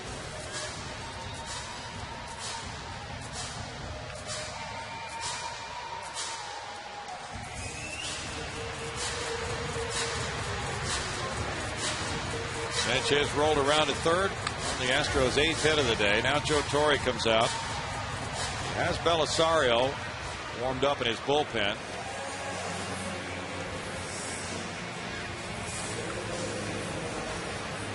Doesn't appear to have a predetermined move made. Asking Weaver a few questions, and that's going to be it. We'll be back in a moment with the score. Dodgers 4, Astros 4 in the 4th.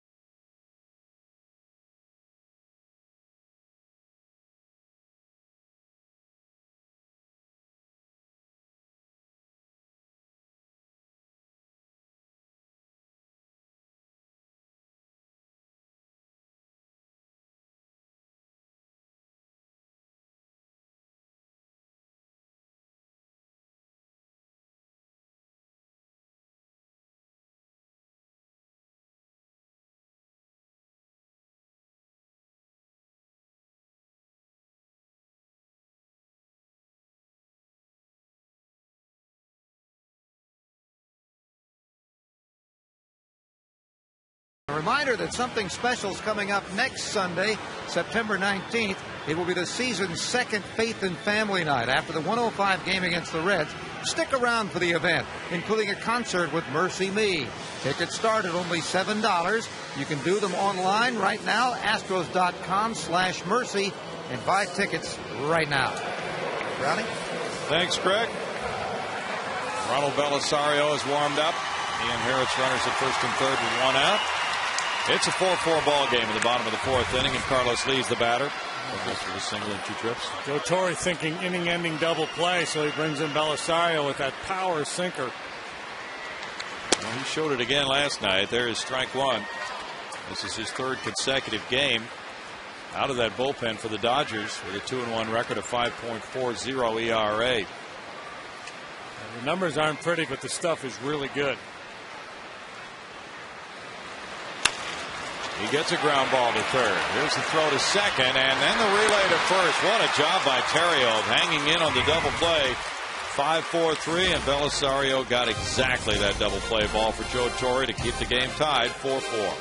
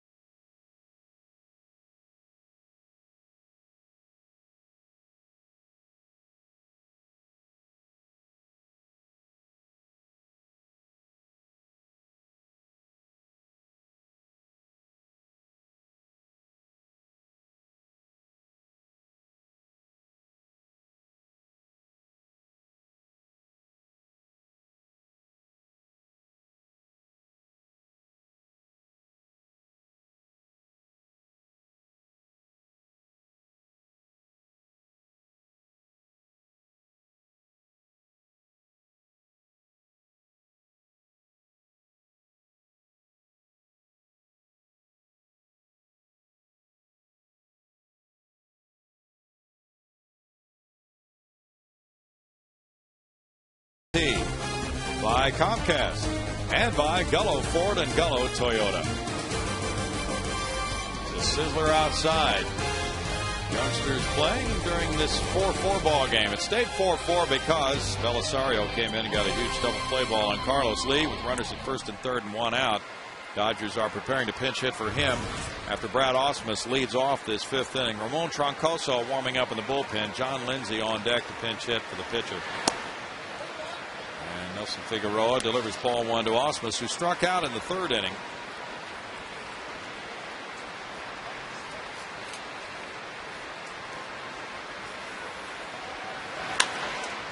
Ausmus fouls it away. It's a 1-ball, 1-strike count.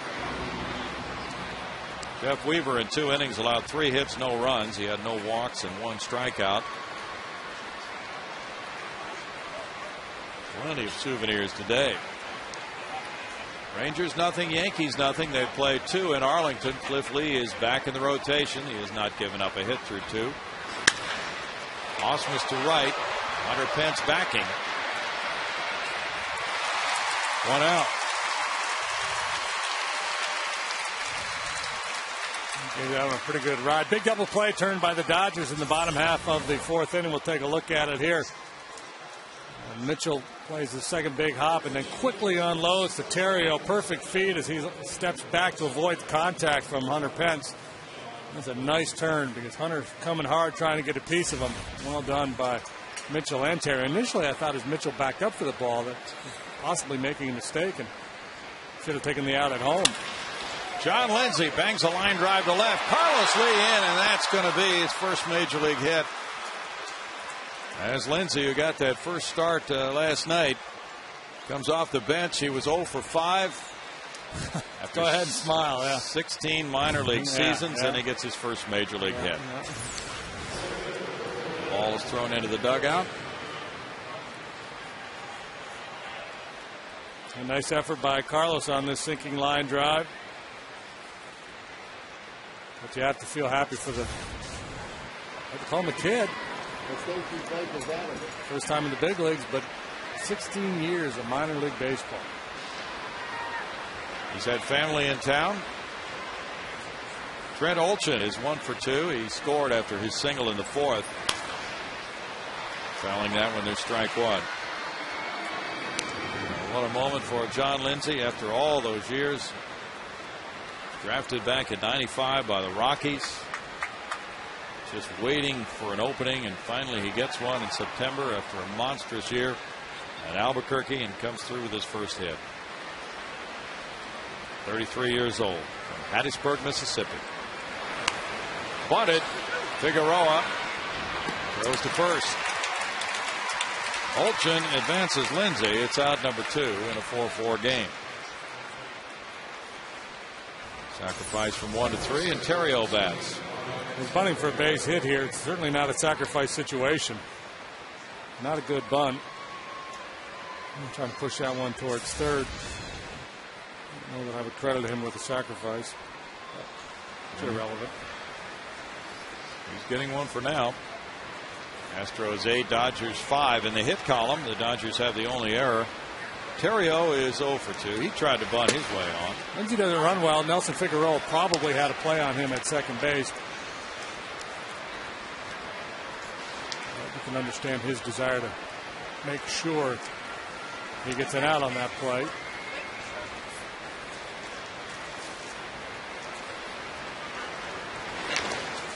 Good block there by Castro, and it's a 1-ball, 1-strike count. Belisario in 2/3 of an inning allowed no hits, no runs. He had no walks, no strikeouts. Got the big double play ball and left the game for the pinch hitter.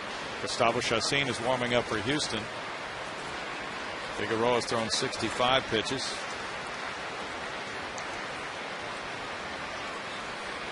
In the Yankee-Texas game, 0-0 after 2. Dustin Mosley is the starter for the Yankees.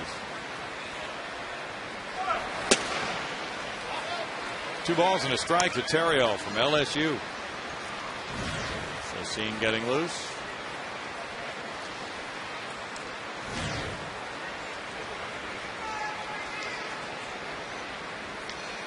Brad Mills used 9 pitchers Friday night, 5 last night.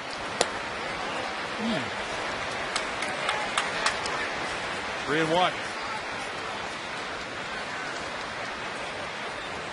36-year-old Nelson Figueroa in a 4-4 game. He had a 4-0 lead until the Dodgers got 4 in the 4th. Slider there, pitch number 4, just off that edge.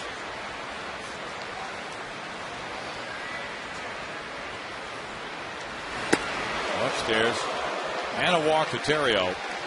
Runners at first and second now for Andre Ethier. Just seen the left-hander in the bullpen. See if Brad Mills makes the move. Second walk for Figueroa. Castro calls time, goes out. Ethier lined to right and then dribbled a little single up the third base line. Brad Arnsberg has checked with the bullpen on the status of Chacín.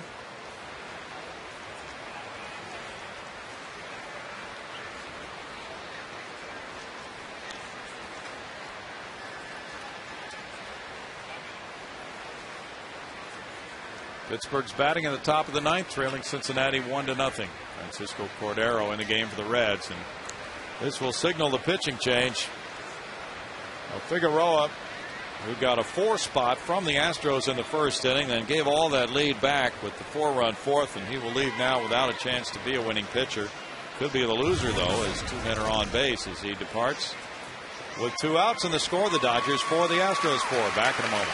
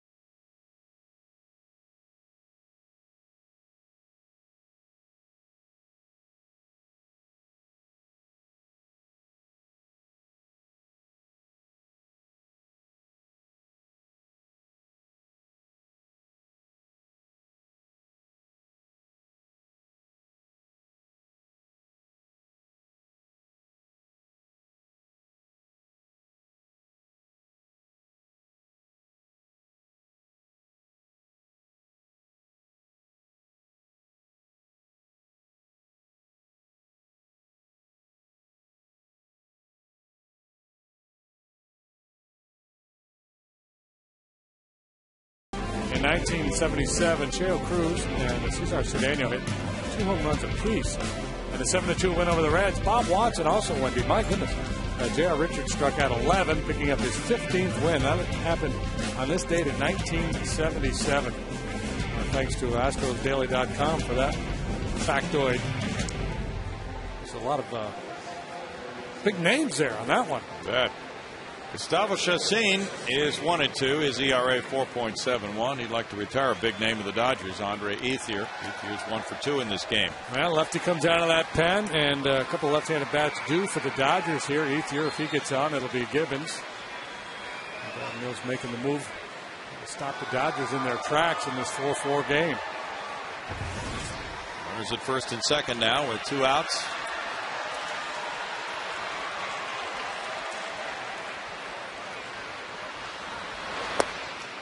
Ball 1 to Ethier with Gibbons on deck. And then Loney. So 3 left-handed hitters in a row here in the 3, 4, 5 spots in the Joe Torre lineup. Casey Blake not starting today. Matt Kemp not starting today.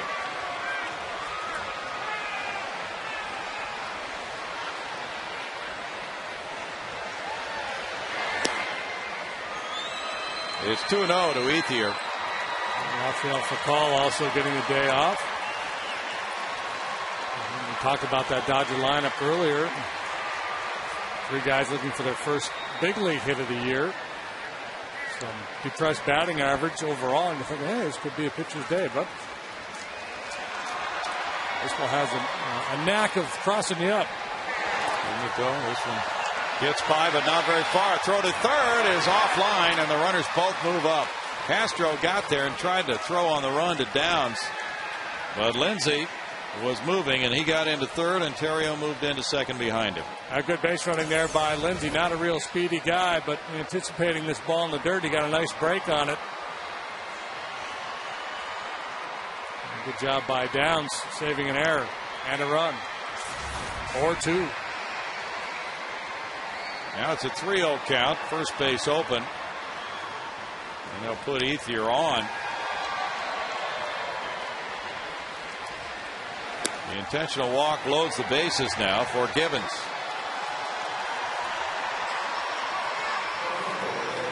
Gibbons ripped a 3-run homer to the second deck in right field in the 4th inning. He grounded out in the 2nd. Brad Arnsberg comes out. A critical at bat here, and Arnsberg wants to make sure that Castro and Chacin are aware of the game plan with Gibbons. Chacin came in Thursday night in the Astros 3-2 win in the 7th inning. He did not face Gibbons in that game. Jeff Fulcino's warming up for Houston right now. Gustavo went 2/3 of an inning in that game. He had a hit, 2 walks allowed, and then leaving the game with the bases loaded. It was Mark Melanson who came in to retire Gibbons, as the Astros went with a righty instead of leaving Chacin in. Now he gets a shot. With those 3 runners aboard, Lindsay at third, Terrio at second, Ethier at first. 2 down in the inning.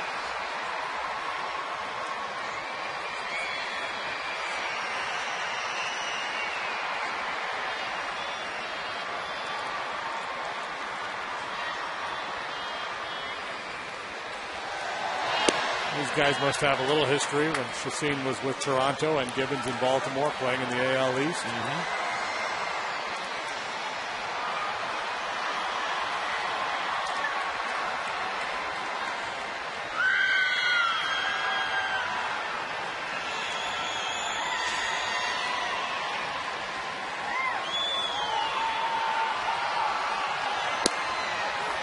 That's a strike to Gibbons. That evens the count at 1-1. Gibbons has 2 grand slams and a .368 career average with the bases loaded.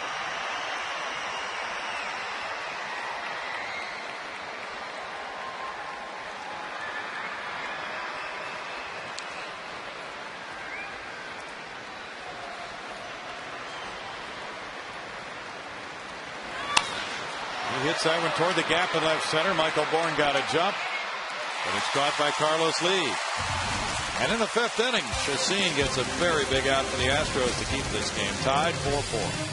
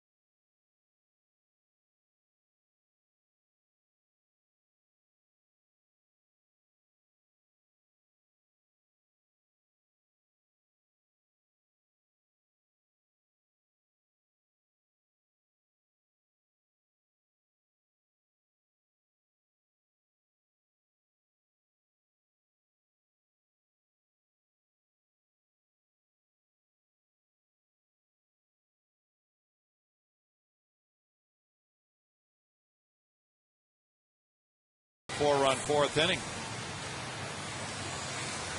And now pitcher number 4 comes out of the Dodger bullpen, Ramon Troncoso, 27 years old. He's 1-2 with a 4.64 ERA. Belisario came in, did his job, got the big double play. And Ramon works for the 44th time this year. He had been sent down to Albuquerque August 9th, then was recalled August 30th. Did not have good numbers at Albuquerque. 0-2 with a 5.73 ERA in 15 games there. Matt Downs, the first one to face him, grounds to short. Who comes up with it? One pitch, one out for Troncoso. I'm glad Who doesn't play for our team. Well, I just wear people out. Who's on first thing? I'd be doing it every stinking game. Can't get enough of it. Gotta have a little fun. Brett Wallace lined a 2-run single to right in the 1st inning. He struck out looking in the 3rd.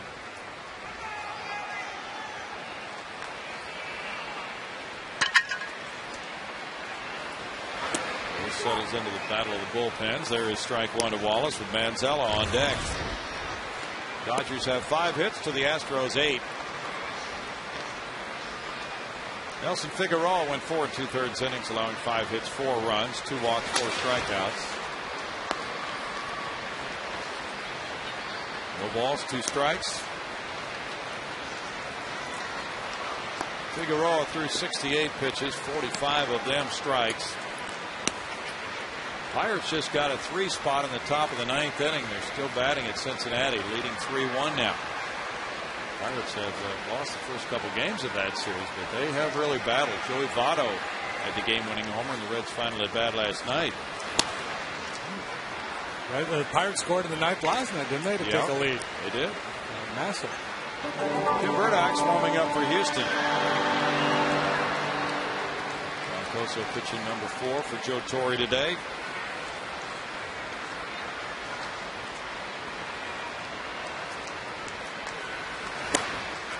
Wallace takes it. It's 2-2. Regarding Brett and that bunt play last night in the 9th inning when things came unraveled, he picked up that bunt up the first base line, bunted by Reed Johnson.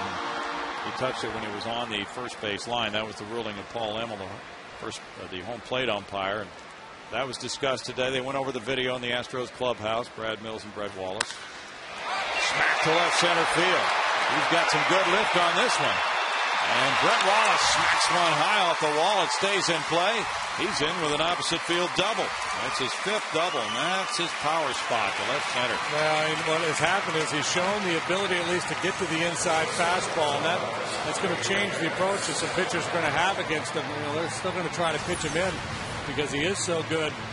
When they leave a pitch down and away like this is just a mistake. They're trying to crowd him. The ball sank over the plate and down, but that's a good-looking swing right there. Boy, he's having a nice weekend. One good at-bat after another. Last time up, he was rung up on a pitch that was off the plate inside. Solid single in the first, and now this double just misses, being his 3rd home run and 2nd in 2 nights, or 2 days anyway.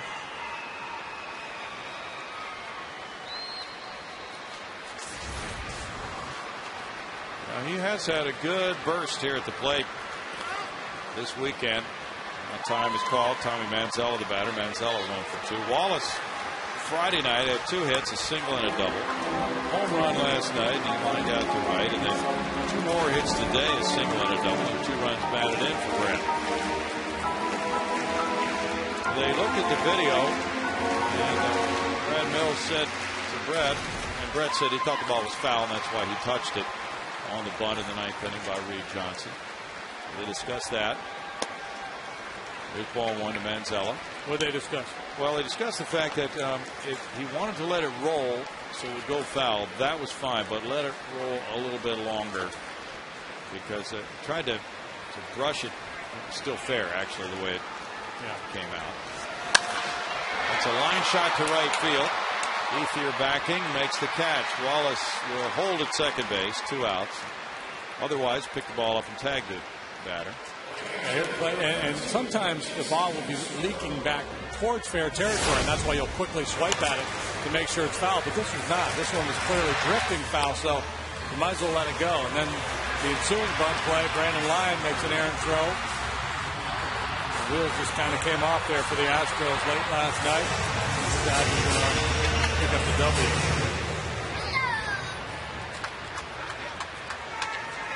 Now Wallace at second, 2 outs for Jason Castro, trying to give the Astros the lead again. Jeff Blum is in the on-deck circle. Pitcher spot due up next as Castro looks at ball 1. He singled on an 0-2 pitch through the left side in the 3rd inning.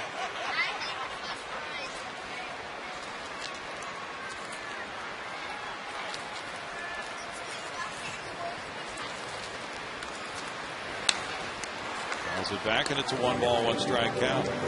Congratulations to Kyle Draybeck, making his major league debut on Wednesday for the Toronto Blue Jays in Baltimore. The son of a former Astro and former Cy Young Award winner Doug Draybeck from the Woodlands High School.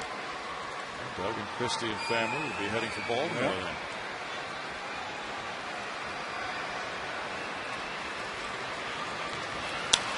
Foul time because Doug worked this summer as a pitching coach. I believe the Diamondback organization. I think it was at Yakima, Washington. Yeah. The season, of course, will be over by now. Well, he had a good yacker. So, well, I know. A good spot for him. Different view of the game. Dad's in straight avoidance mode. Oh, yeah. He's probably seen that a few thousand times.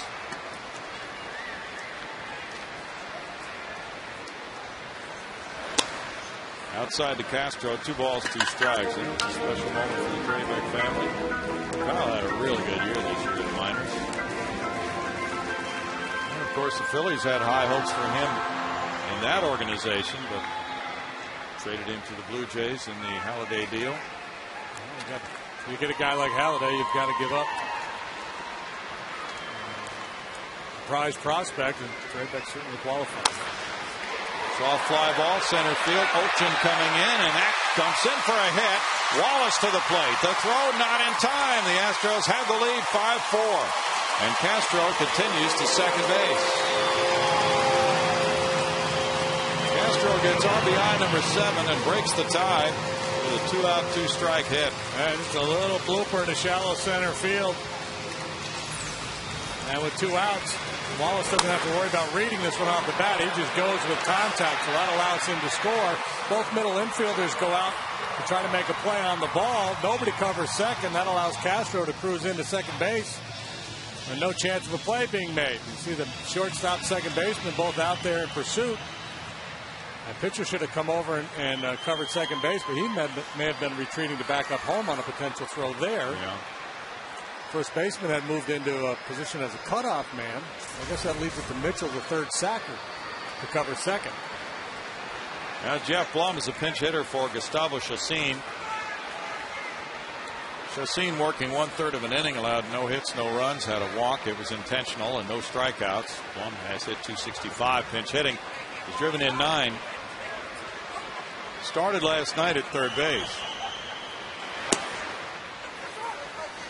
Strike 1 from Troncoso. Blum has had 34 at bats as a pinch hitter with 9 hits and 9 runs batted in. Kyle Drybeck 14-9 with a .294 at Double-A. Well, that is good. This year. Had a no-hitter. 1-1. Blum is hitting .333 with 2 outs and runners in scoring position this year. Castro getting his lead. You got to put him on there.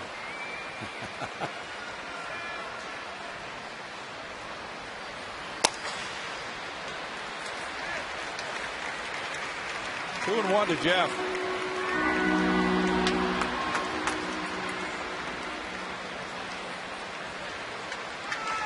Houston got 4 in the first. Los Angeles got 4 in the fourth. Fly ball near the line and left. Gibbons hustling over, and that is in for a hit, and that will score Castro. It is 6-4 Houston. Blum with a slicing pinch hit RBI double. Told you got to put him on. Yeah. That's his 10th pinch hit of the year and his 10th run batted in pinch hitting. A solid double, a bloop single, and just a sweetheart of a little gap wedge the other way. A little slicing piece of something. Well placed by the veteran.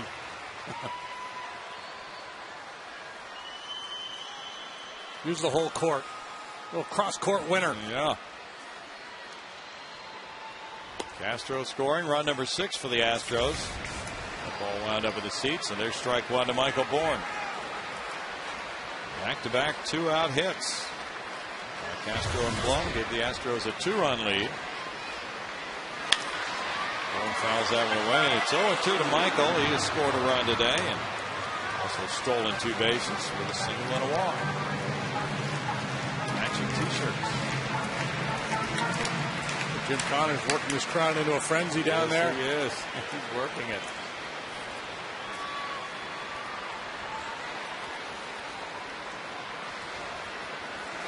So the harmonica thing fell short. Didn't get the record. Is that correct? No, that's correct. 4,900. Record was 6,100. Very disappointing. Well, people had to leave those little pink slips they got in the package with their harmonica on the way out in order to be counted. So is that where the breakdown was? They felt like they had enough harmonicas, but yeah, people didn't turn in their paperwork. Thought they had a quorum, but it just didn't work out. Very disappointing. Ball left.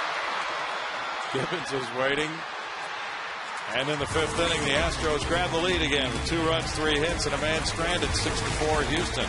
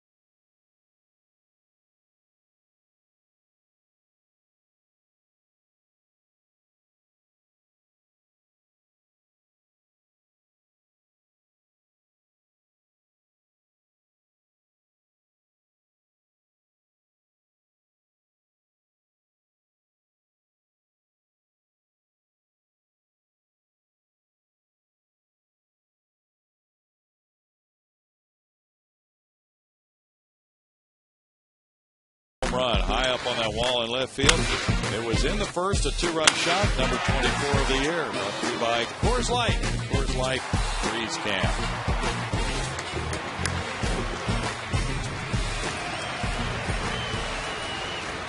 Does the name Arian Foster mean anything? Yes. He's a running back for the Texans. He went for 231 yards today. Scored 3 touchdowns.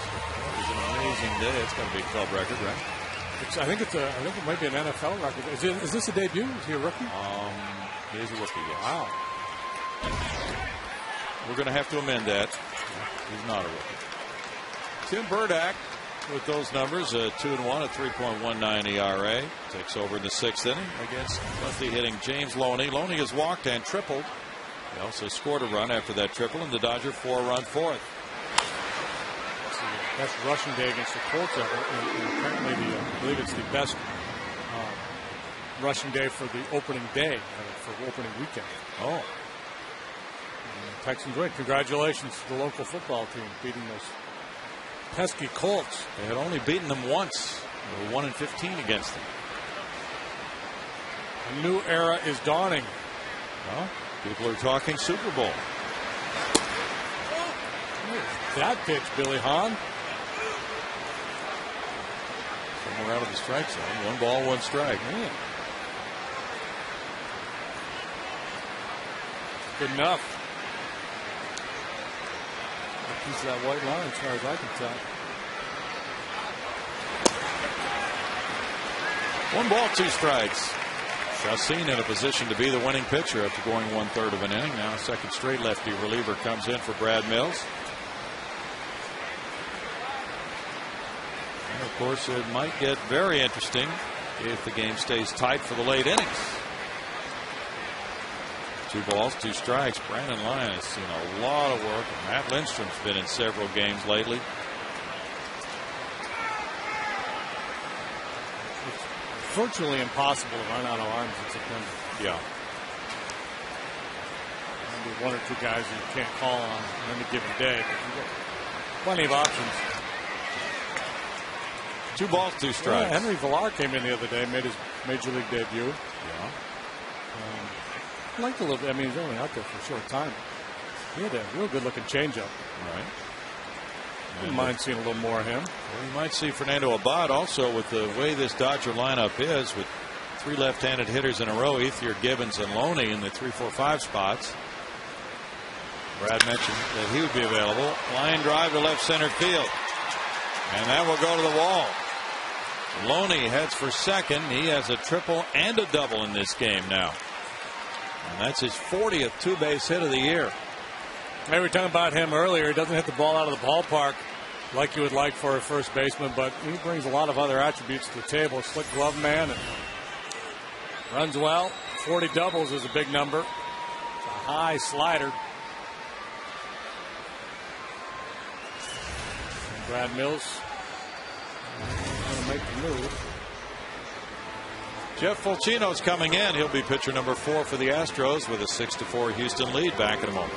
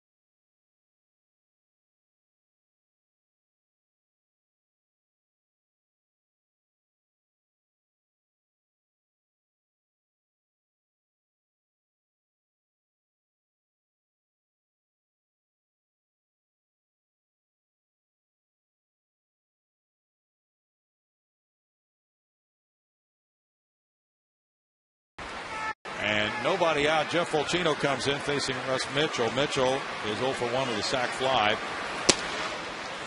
Sac fly. He got his first Major League RBI. Still looking for his first Major League hit. Nothing for 12 so far from Mitchell.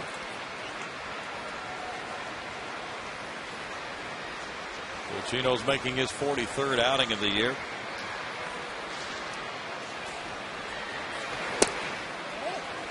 Missing there. The ball goes just low and outside, and it's 2 balls, no strikes. Fulcino worked 2/3 of an inning last night to get to those numbers for the season. He also worked 1/3 of an inning Friday night. Fernando Abad takes over in the bullpen for Houston now, with Octavio Dotel warming up for Los Angeles. Fulcino drops in a slider. That makes it 2-1. It's Florida 6, Washington 5. They're in the top of the 7th in Washington. Kansas City and the White Sox tied 6-6, bottom of the 5th.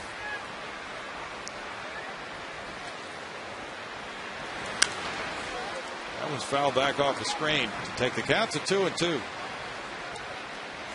Milwaukee won, the Cubs nothing. They're in the top of the 8th at Milwaukee. So Giovanni Gallardo started that game. Cameron Lowe's in there now.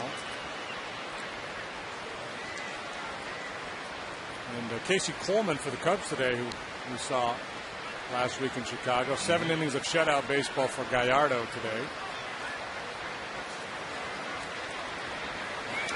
That one bounces. Good block. Mike Castro. Nice technique with the upper body. Those teams of Chicago and Milwaukee, it's going to be interesting to see what they do this winter. A lot of talk about Prince Fielder being traded away.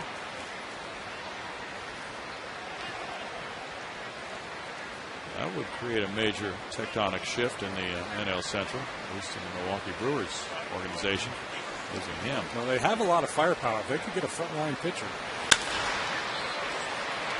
Fly ball, Hunter Pence at shallow right. Hard to move a guy like Prince, who's such a valuable and reliable RBI man. But if you get a frontline pitcher to pair with Gallardo, the club might be better than it is now. Could be. And, well, not like they're having a great year anyway. Well, they've talked about Matt Gamble at first base. Now, Who is the batter? Who is 0 for 2. He's grounded out and struck out.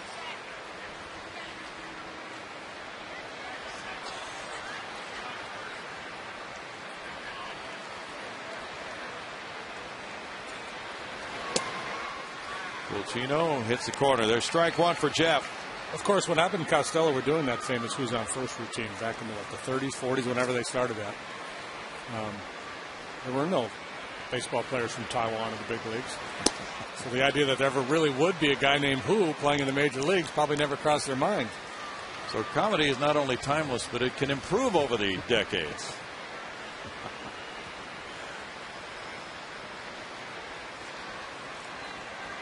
After the great routine.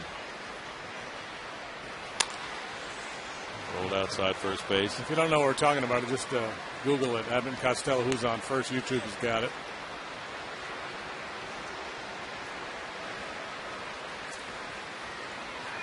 Arizona got 2 in the third, leads at Colorado 2-0 now, bottom of the 4th inning with Ian Kennedy on the mound. Giants got 2 in the first at San Diego for Tim Lincecum. Buster Posey hit his 13th homer.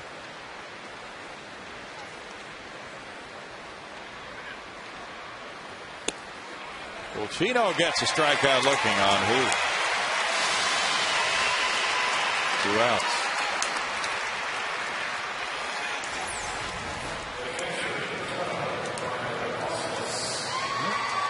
Right there.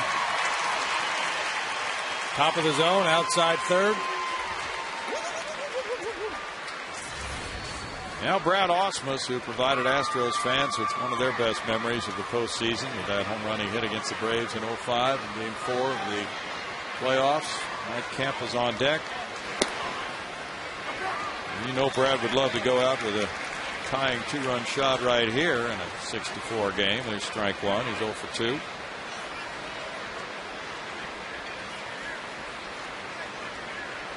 That was the 18-inning game won by Chris Burke.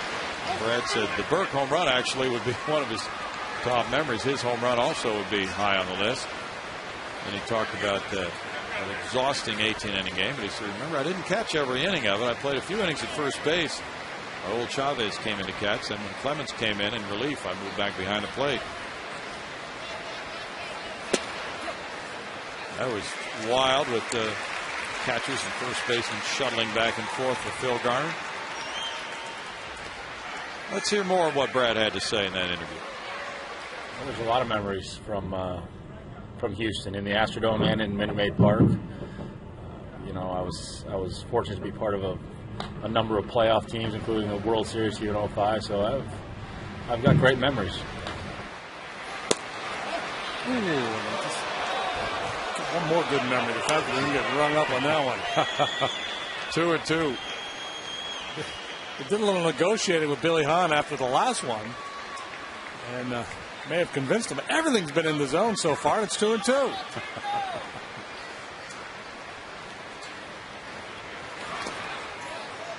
Now a full count on Osmus from Dartmouth. Astros picked him up for the first time in a trade with Detroit in the winter of '96.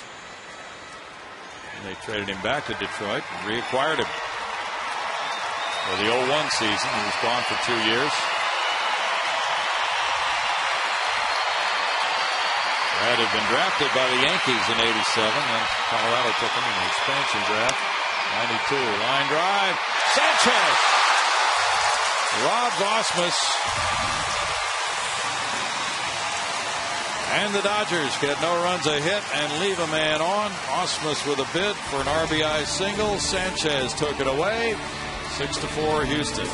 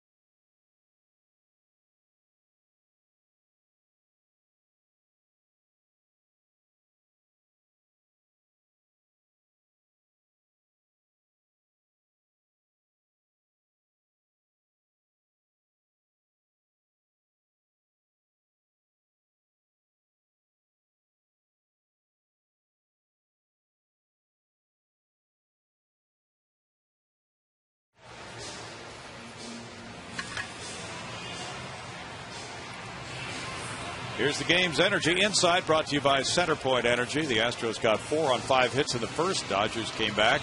They roared back with 4 on 4 hits in the fourth. And the Astros scored 2 in the fifth to break the tie. Castro with the RBI single gave them a 5-4 lead. And then Jeff Blum, a pinch hit RBI double, made it 6-4 Houston. Jeff Bagwell's hitter set banged out 11 hits. Yeah, I'm just going to say he's got to be happy with the effort he's gotten from the boys today. Everybody in the lineup with the base hit except for Matt Downs. Angel Sanchez made a sparkling play, extending far up to grab the Brad Osmus liner with a runner at second for the final out. Now he hits a line drive single to left, and he's 2 for 4. He's also had a line out to left. Free swing. That's what he did last time, up jumping on that first pitch. AT&T has trivia for us. And the only 5 players that had 10 or more career homers with both the Astros and Dodgers. Jimmy Wynn would be one. How about Enos Cabell? I have to think about that. Yeah, I'd say Enos would have to be one. Joe Ferguson played for both clubs. Yeah, let's go for Fergie. Hunter Pence has a 2-run homer, a walk, and a single. Franklin Stubbs. Oh, that's right.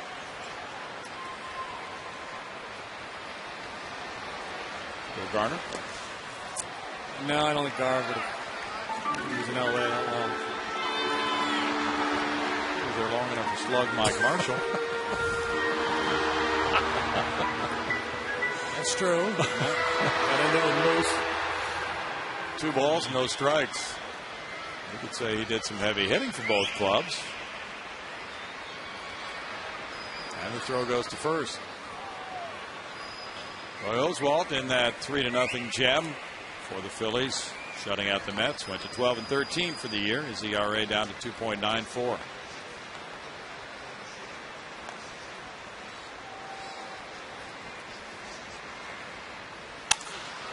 Ground ball single through the right side. And Hunter goes the other way for his 3rd hit. The last 2 games of this series, the middle of the order has not done anything, but they were just 1 out of 25 collectively Friday and Saturday, but everybody getting the job done here today. Sanchez really swinging it well. Hunter now with 3 hits. And Carlos looking to atone for that double play last time up. Hunter with the 2-run homer reached a new career high for runs batted in his season with 84. He had 83 in 08. Now Rick Honeycutt goes out. Carlos Lee will be the batter. Troncoso came in as pitcher number 4. And he's given up back-to-back singles here in the 6th. Trivia answer is coming your way with Dotel warming up the bullpen still. J.K. Can't forget him. Oh, yeah. We did forget him. Jeff Kent. Joe Ferguson, Luis Gonzalez, Jeff Kent, Franklin Stubbs, Jimmy Wynn. Gonzo? Didn't remember that. I saw him at the Dodgers. I didn't remember him at the Dodgers either. With 10 home runs, he wouldn't have had to been there that long. No. Not so long. We'll keep track of these guys. Carlos Lee is 1 for 3, and fly ball left field, shallow. The shortstop gets there.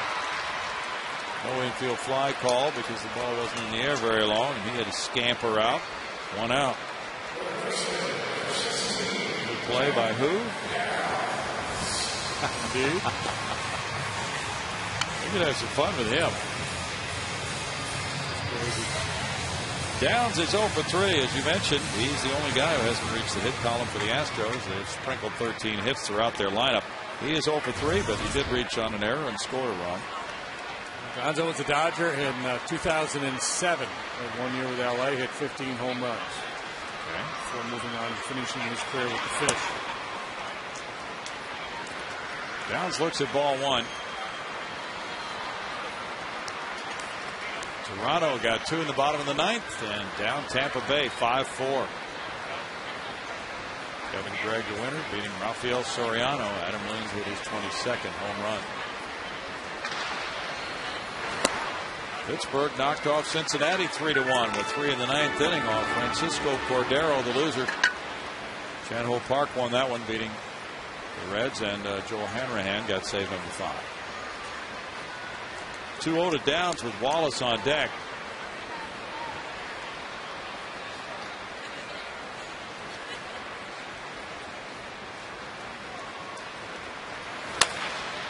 Grounded foul. 2 balls, 1 strike to Matt Downs.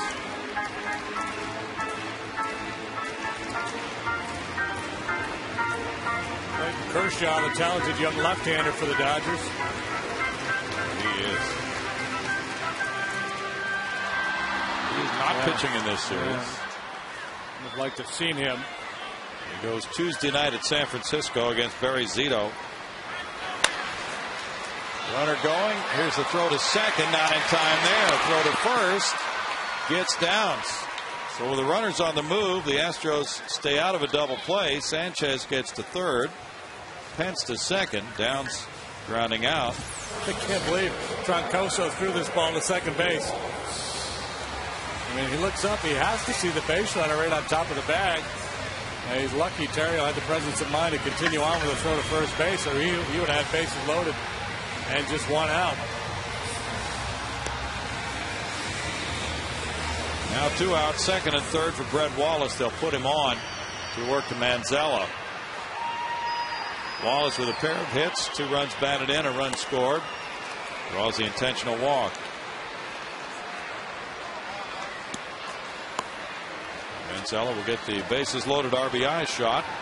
Tommy's 1 for 3.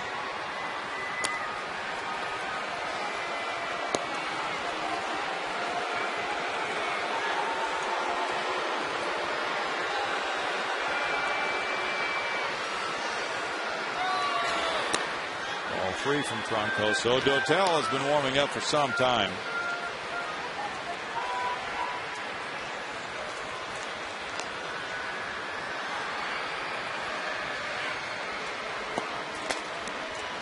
Wallace takes the stroll.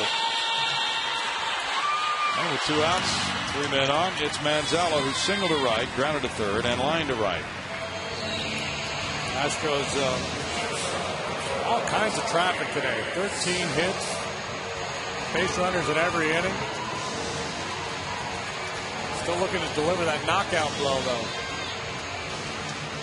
Manzella's 3 for 7 in these bases loaded at bats. Driving in 7. Jason Castro's on deck. A base hit here would likely give the Astros their second 4-run lead of the day. First one got away from them. Highly unlikely that would happen again. Dodgers don't have a whole lot of firepower. They've only got 9 outs to play with. It's 2-0.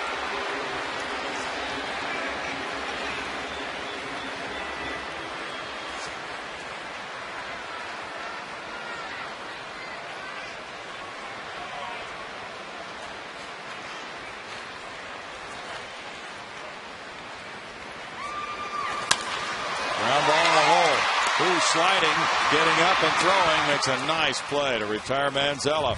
No runs, 2 hits, 3 left for the Astros. After 6, it's 6-4 Houston.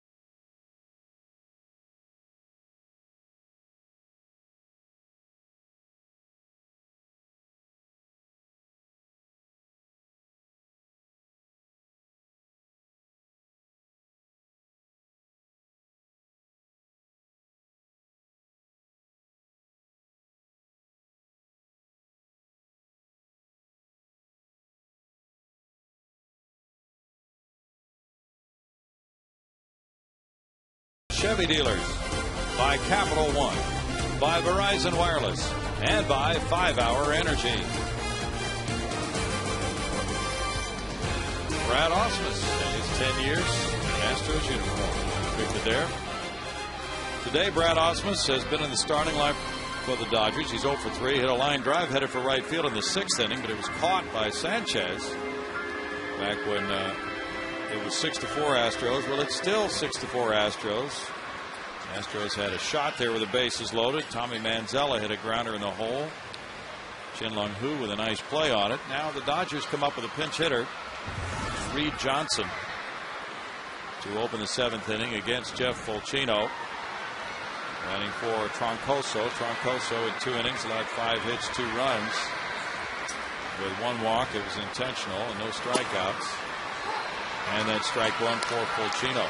So despite the 13 hits and all the base runners, the Dodgers still very much in this game, down just the 2 runs. Astros have not been able to put them away. Johnson fouls back the slider, and it's no balls, 2 strikes to Reed. Well, the Giants got bad news today. What happened? Andres Torres underwent emergency surgery for appendicitis. He's expected to miss 10 days to 2 weeks. So basically a big chunk of the remainder of the schedule. He's been a very important piece for them this year. Yes. And they have plenty of outfielders. But he's been a very good one. Yeah. Aaron Nolan will move back into the lineup at least for today. Nolan having a very much an off year, and Andres Torres having a career year. Yeah. Reed Johnson, 284 for 162 at bats, 1 homer, 13 runs batted in. He's 6 for 20 pinch hitting. Had a couple of hits last night, drove in a run, looping liner into right center field. Johnson comes through with another pinch hit. And the Dodgers pick up hit number 7. Trent Olchin will follow. He has a hit and a sac bunt. Olchin followed by Terrio, and then you get into the meat of that Dodger order where it's lefty, lefty, lefty. Well, looks like Brad Mills isn't even going to wait to the middle of the order. He's going to make the move now. He's had Fernando Abad warming up. It's going to be Abad. He'll be the 3rd lefty reliever to work for Brad Mills. We'll see him right after this.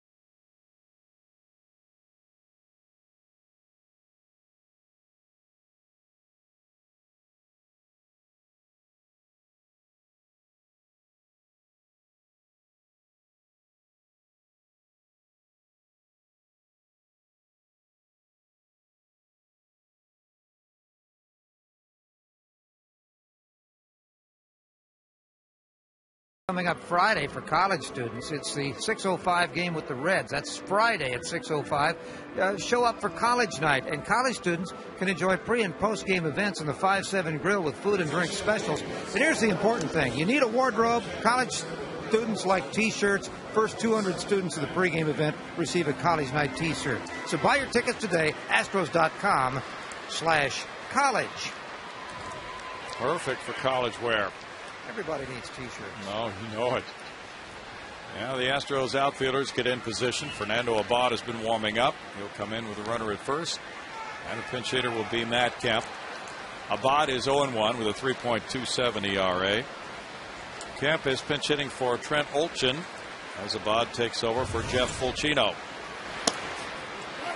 Abad, the loser on Friday night, gave up a 2-run home run to Gibbons. That was the difference in that 4-2 extra inning loss. But part of that had been very, very good. 22 homers for Kemp, 74 driven in. He takes that one, and it's ball 2 to Matt. Reed Johnson, the runner. Kemp is 1 for 3 pinch hitting with 2 runs batted in. Let's make that count 1-1.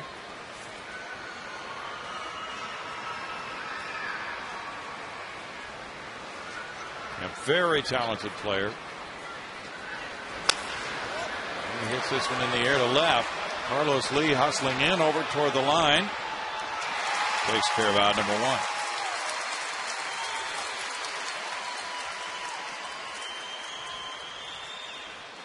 Kemp unable to really put the barrel of the bat to work for him very well on that swing.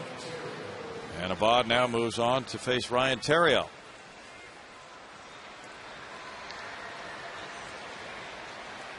Theriot's 0 for 2 with a walk. And it's interesting, you know, Abad came out of the bullpen, so Torrey countered with the right-handed hitter Kemp. Now he's got another right-handed hitter. And not likely, but there's a scenario where Theriot grounds into a double play here. 10 this inning, and then Abad would be the second batter due in the next inning. And he wouldn't have faced any of these dangerous lefties in the middle of the order. So I guess at that point, Mills would just let him hit. Interesting. Yeah. Strike to Theriot. Yankees got a run in the top of the 6th inning. They lead Texas 1-0 in the bottom half now. Dustin Mosley is pitching the shutout for the Pinstripers. I guess it would just depend on the availability of Lindstrom and Lyon. Because I think the 8th inning on, he's not as concerned with playing the matchup game. He just wants, you know, quote unquote, his guys, 8th or 9th inning guys out there at that time. Felipe Paulino there, number 52, just returned to the active list today.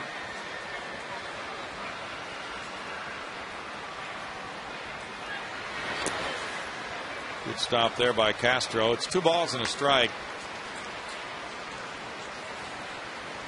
Jason's had a lot of opportunities today to block balls and slide from side to side, come up with plays.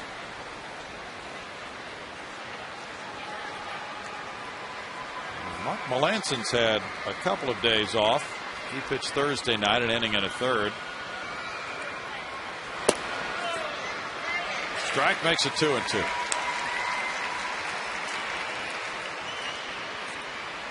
The Yankee game today with Cliff Lee pitching for Texas. Lance Berkman is not in the lineup for New York. He's allowed 2 hits and 1 run through 6 innings, but Dustin Mosley has the 1-0 lead in the last of the 6th. In many ways, September baseball can resemble spring training baseball, not just because of the expanded rosters, but also because sometimes a manager, I think, will, I just want to see what this guy does in this situation. I want to see what he does with this given matchup, see how he responds. Whereas if you were in, you know, in the middle of the summer or in a pennant race, you say, no, that's, you know, it's not the period of discovery right now. It's all about winning. Winning's still the main priority for Brad Mills right now, but he may make some moves just to get a sense of what somebody might do in a given situation. Michael Bourne backing in deep center field. Bourne on the run, and Bourne snags it on the warning track. Tremendous catch. Throw to first base. Not in time. What a grab by Bourne on the dead run at the warning track in left center. We are amazed, but not surprised, because he does it time and time again.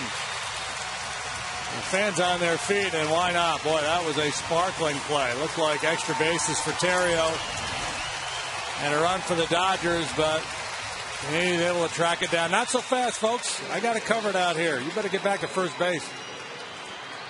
Manzella throwing to first. Trying to double off Reed Johnson after that really good play by Bourne. And remember who the hitter was, Ryan Theriot. When he's up there, Michael shaded way towards right center. Theriot threw his head back, threw his arms up. He was robbed. Andre Ethier's the batter. There's an infield hit and a walk. Fernando Abad had a little gesture out to center field after that catch by Michael.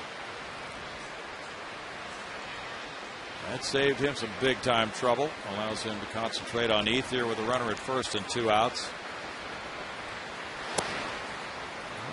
I mean, there's a lot of good center fielders in the league.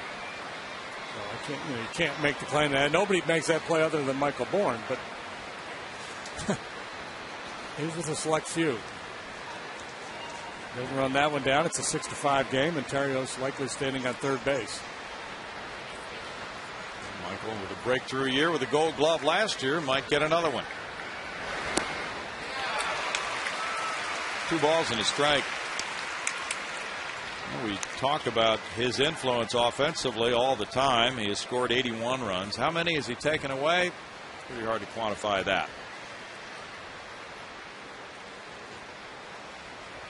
There are people who attempt to do that with takeaway runs, things of that nature.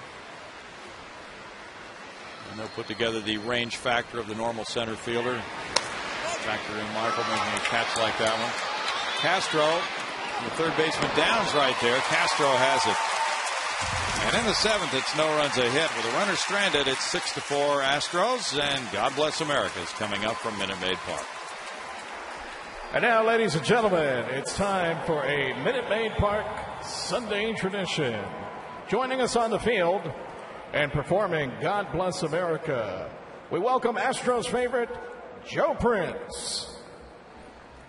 God bless America, land that I love. Stand beside her and guide her through the night with the light from above. From the mountains to the prairies to the oceans white with foam. God bless America, my home, sweet home. God bless America, my home, sweet home.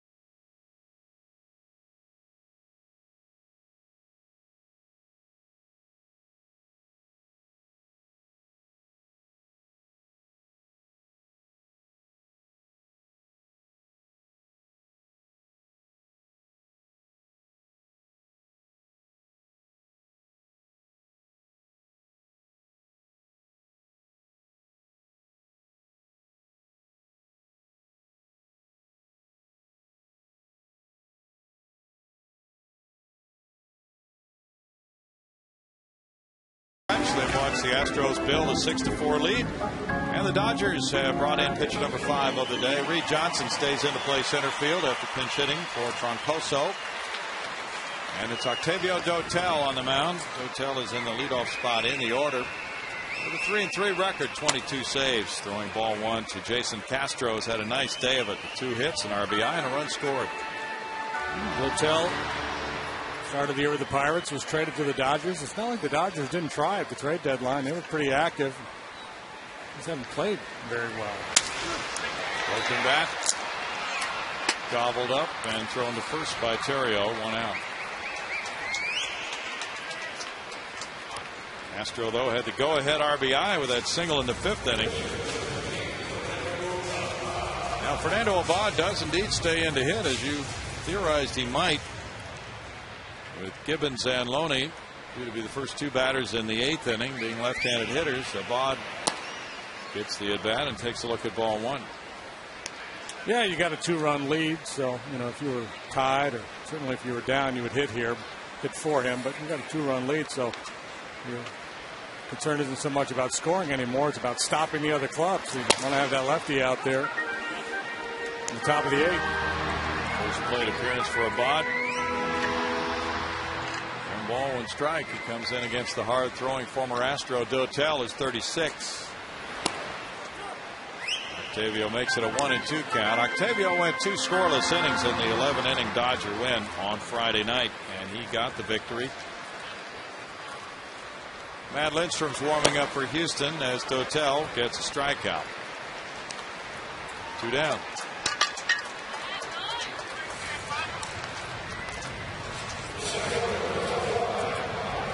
Abad suffering from the same syndrome I had as a hitter. Bad swing syndrome. He borrowed a helmet from Ryan Bogusevic, apparently. Don't know where he got his bat. Somebody probably gave him a bat. Whatever you do, don't make contact. Don't break my bat. He didn't break it.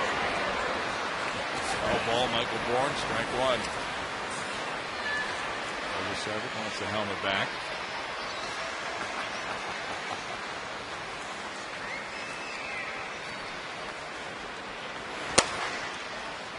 It's 1-1 to Michael.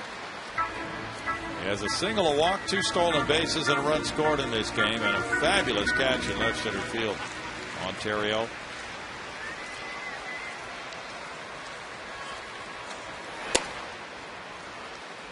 It's 2-1. Used to see Dotel back in the day up there around 94, 95 miles an hour. Not so much anymore, but can still beat you with that elevated fastball.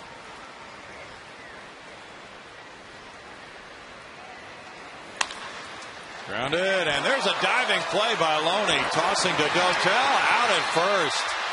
Spectacular play by Loney. Getting it to Dotel for the 3rd out. And it's 6-4 Houston after 7.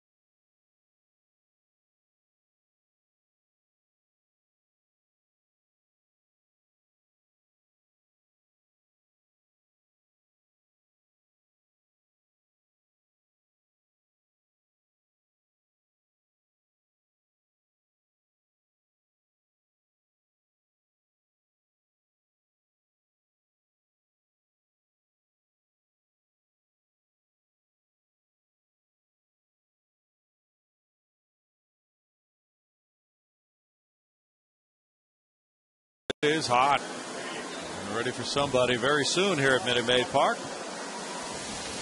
sizzling food. You smell those onions. He's hard at work. So is Fernando Abad. Abad is facing Jay Gibbons, who hit a game-winning 2-run 11th inning homer off him Friday night in the Dodgers 4-2 win and dealing strike one. Gibbons hit a 3-run shot today in the 4th off Nelson Figueroa. The Astros had led 4-0, and Gibbons got 3 back on that one swing. It's 1-1. Jeff Fulcino in 1 inning allowed 1 hit, no runs. He had no walks and 1 strikeout. Milwaukee down the Cubs 2-0 on a 5-hit shutout. Smacked foul into the upper deck by Gibbons. Yeah. They weren't expecting a souvenir up there today. No. No, they're quite shocked.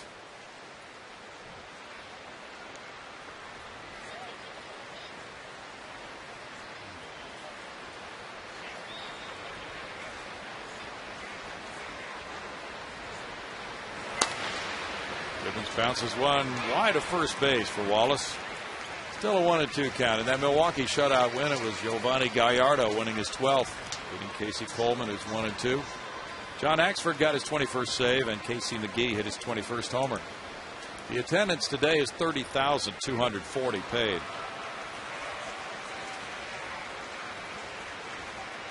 Good Sunday crowd. Texans were home as well. And they won. 2 balls, 2 strikes. Could be a very good day for Houston sports. Abad trying to be a major part of that as he works the 8th inning. With Loney on deck.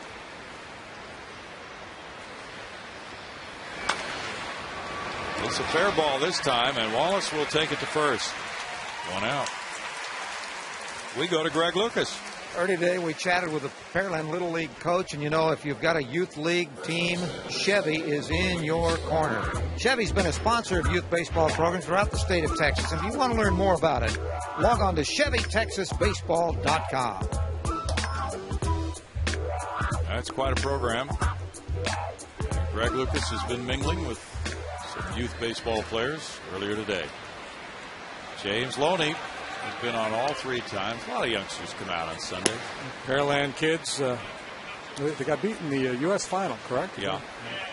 Great run for them. We congratulate them. They got that special thrill of going through the Astros clubhouse today, meeting the players. Something that James Loney can relate to, being a Houston product. Carlos Lee fields his fly ball, and Loney is retired for the first time today after a walk, a triple, and a double. Bid for another extra base hit there, down off the end of the bat just a little bit. Didn't quite get it as good as the last 2. Russ Mitchell is 0 for 2 with a sac fly. It was a parade in Pearland for those kids yesterday. Brad Mills can make one more move. There's their visit to the clubhouse today. Checking out all the team photos of various Astros teams down through the years. Abad, pitcher number 5, gives up the baseball, and number 6 is on his way. Matt Lindstrom has been warming up. We'll be right back with the score 6-4 Houston.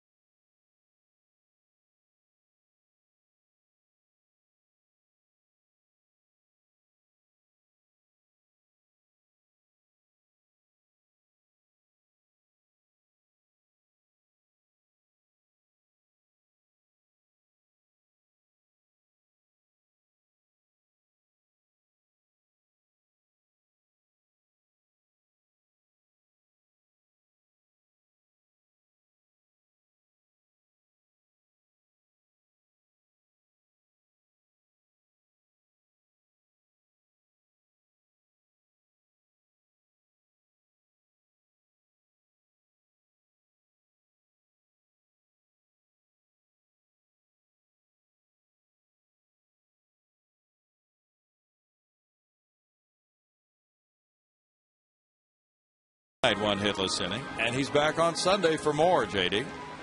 Stretch Suba, the only guy who didn't pitch Friday out of that Astros bullpen. And Lindstrom, who Brad Mills used sparingly when he first came off the disabled list. Now, obviously, all systems are go, running him out there for the third consecutive day. Russ Mitchell goes for the first pitch, tops it, hits it to Matt Downs at third, double clutch on the throw, and what a pick at first by Brett Wallace. On a one-hop throw to the backhand side. Downs to Wallace for out number 3. Middle of the 8th inning, 6-4 Astros.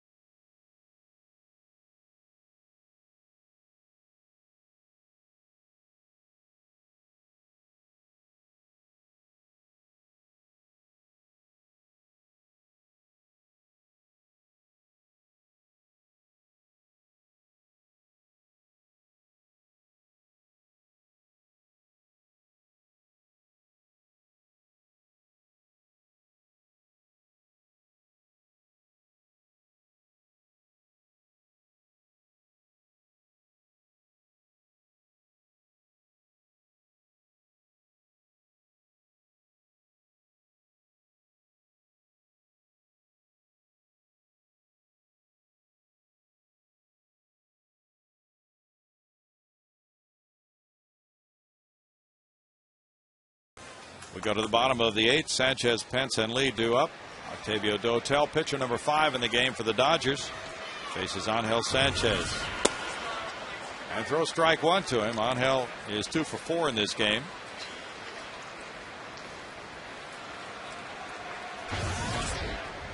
Brandon Lyons warming up for Houston. It's 0-2. Fernando Abad did very good work today. 1 2/3 innings. No hits, no runs, no walks, no strikeouts. Lyon has had a heavy workload.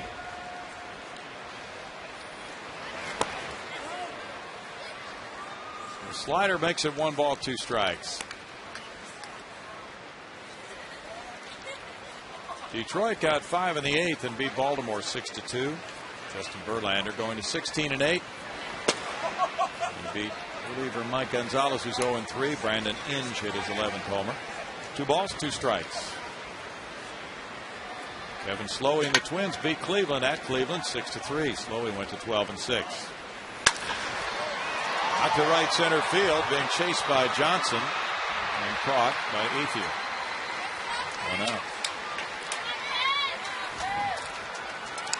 You know, you can catch all of the action of the 2010 Major League Baseball postseason on Fox and TBS. The excitement begins October 6th with the Division Series on TBS. Playoff picture starting to become a little more clear now, especially in the AL. Yankees and Tampa look pretty comfortable.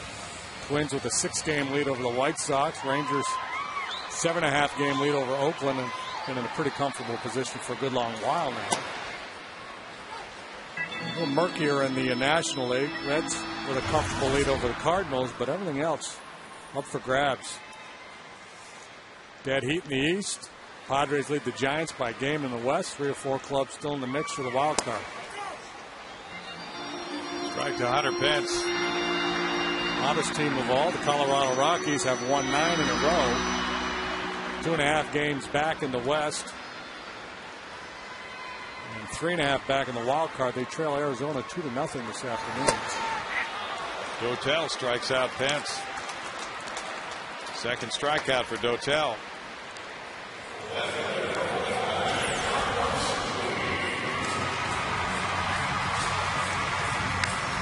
able to do a heater right through there. John Link's warming up for the Dodgers. Carlos Lee's 1 for 4. Backs a line drive. Left fielder getting up in the Landry's Crawford boxes on a Lee home run. Number 21 for El Caballo.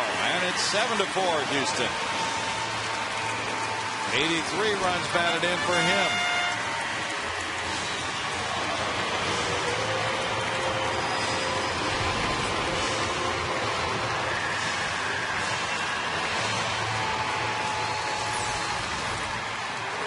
He and Hunter going toe-to-toe here for the team home run and RBI crown.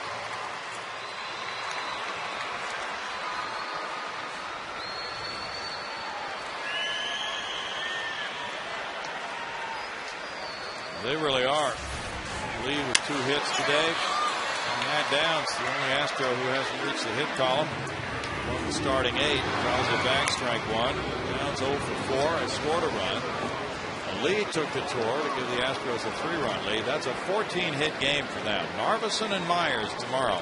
6:30 for Astros Live on FS Houston. No balls, 2 strikes.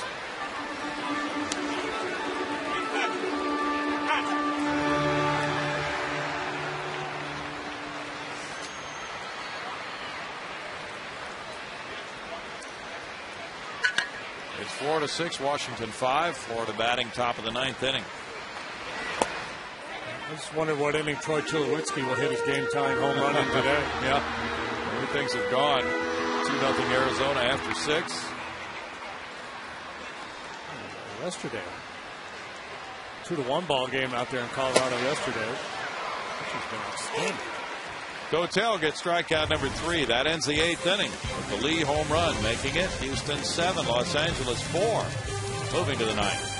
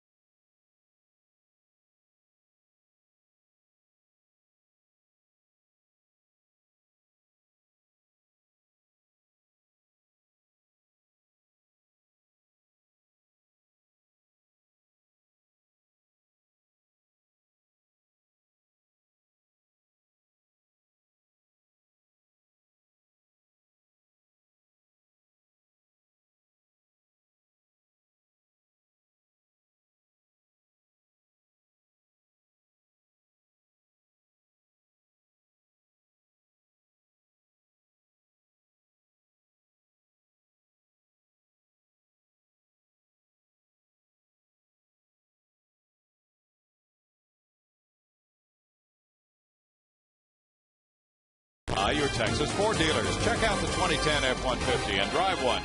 Ford is the best in Texas. Fans watching from the ConocoPhillips pump out there, and they can look right down on Jason Bourgeois, the new left fielder for the Astros. He takes over for Carlos Lee. Carlos 2 for 5 today with a homer, and he scored 2. Brandon Lyon is in. He's been in 70 games. He's 6-6 with a 3.26 ERA. Now, only 4 pitchers in the National League have worked more often than Brandon Lyon. Probably wishes he wasn't called upon last night. Things didn't go well for him. Didn't get any outs, allowed a hit, a walk, 3 runs, 2 of which were earned. He's in a save situation here. Shin-Lung Hu facing him. Hu is 0 for 3. Trying to bunt his way aboard. He fouls it. Why not? That was a big weapon for them last night. Of course, they're down 3 runs here today, so a little different scenario. Ausmus is on deck. Reed Johnson due up third. He's the center fielder in the number 9 spot.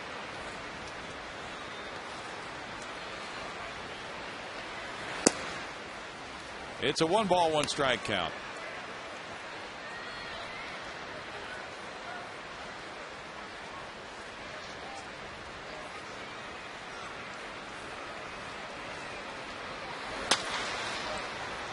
That one goes foul, first base side. 1-2 the count. Lyon took loss number 6 last night, failing to retire a batter. He walked the leadoff man, Holchin, in the 9th inning. Then Johnson put down a bunt that went as a single, and the sacrifice bunt by Ellis. There was a misplay on that, an error on Lyon. So for Brandon, it was no innings, 1 hit, 3 runs, 2 earned.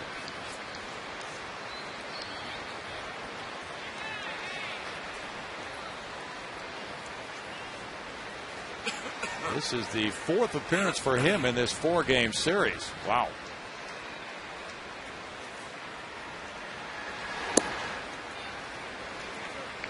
So obviously he's telling Brad Mills and Brad Arnsberg, I'm good to go, guys. You know, I ask these relievers every day, how you feeling? And, well, let me go play a little catch, and I'll let you know. And, obviously giving them the green light. That's strike 3. 1 out for Lyon. Jeff Blum had this to say about his former teammate Brad Ausmus. Brad, congratulations on 38 years in the big leagues, even though you only look like you're about 48. You played well. You had a huge influence on a lot of us in the clubhouse, good and bad. But congratulations on finally calling it quits and getting out of the game, and enjoy that surf, dude. Final at bat, it would appear, for Brad. I love the veteran mentality, especially in the year. Congratulations for finally getting out of the game. Yeah. This game that has a hold on us, we can't break away from.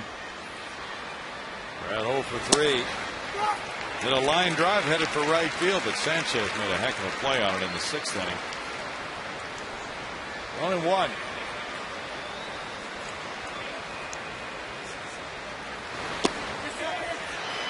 Call for swinging, and didn't think so. Bill Hahn with the call, and there's Felipe Paulino just getting in some work.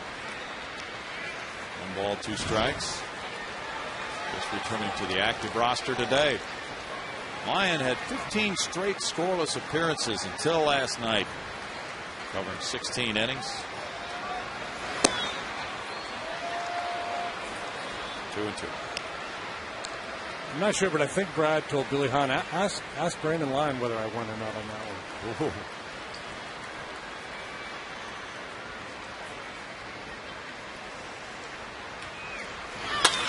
Bouncer, Lyon. And the Lions should sleep tonight the way he's been working this weekend, and that's out number 2.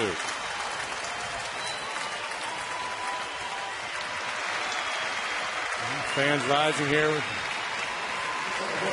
3rd out, but I think some rising for Ausmus as well. Yes. Nice tribute for Brad Ausmus after 10 years in an Astros uniform. Yeah, that's nice. There's the send-off. Now Reed Johnson, the batter. Casey Blake on deck. Johnson delivered a single off the bench in the 7th. Bunting, and he pushes it to Brett Wallace. Wallace with a toss to Lyon. Lyon gets him. That ends an Astros 7-4 win over the Dodgers, and they split this 4-game series. Lyon picking up the save, and another one of those games going deep into that Houston bullpen. But the Astros got 4 in the 1st, 2 in the 5th, and 1 in the 8th inning. And the fact that they were able to keep playing add-on really helped at the end as Lyon got the final out, JD. Yeah, had opportunities to really run away from the Dodgers. Couldn't do that, but the bullpen came in and was very, very sturdy. And then the extra run tacked on there with the Carlos Lee home run. And nice. 7 pitchers go to work. Houston wins it 7-4 over the Dodgers.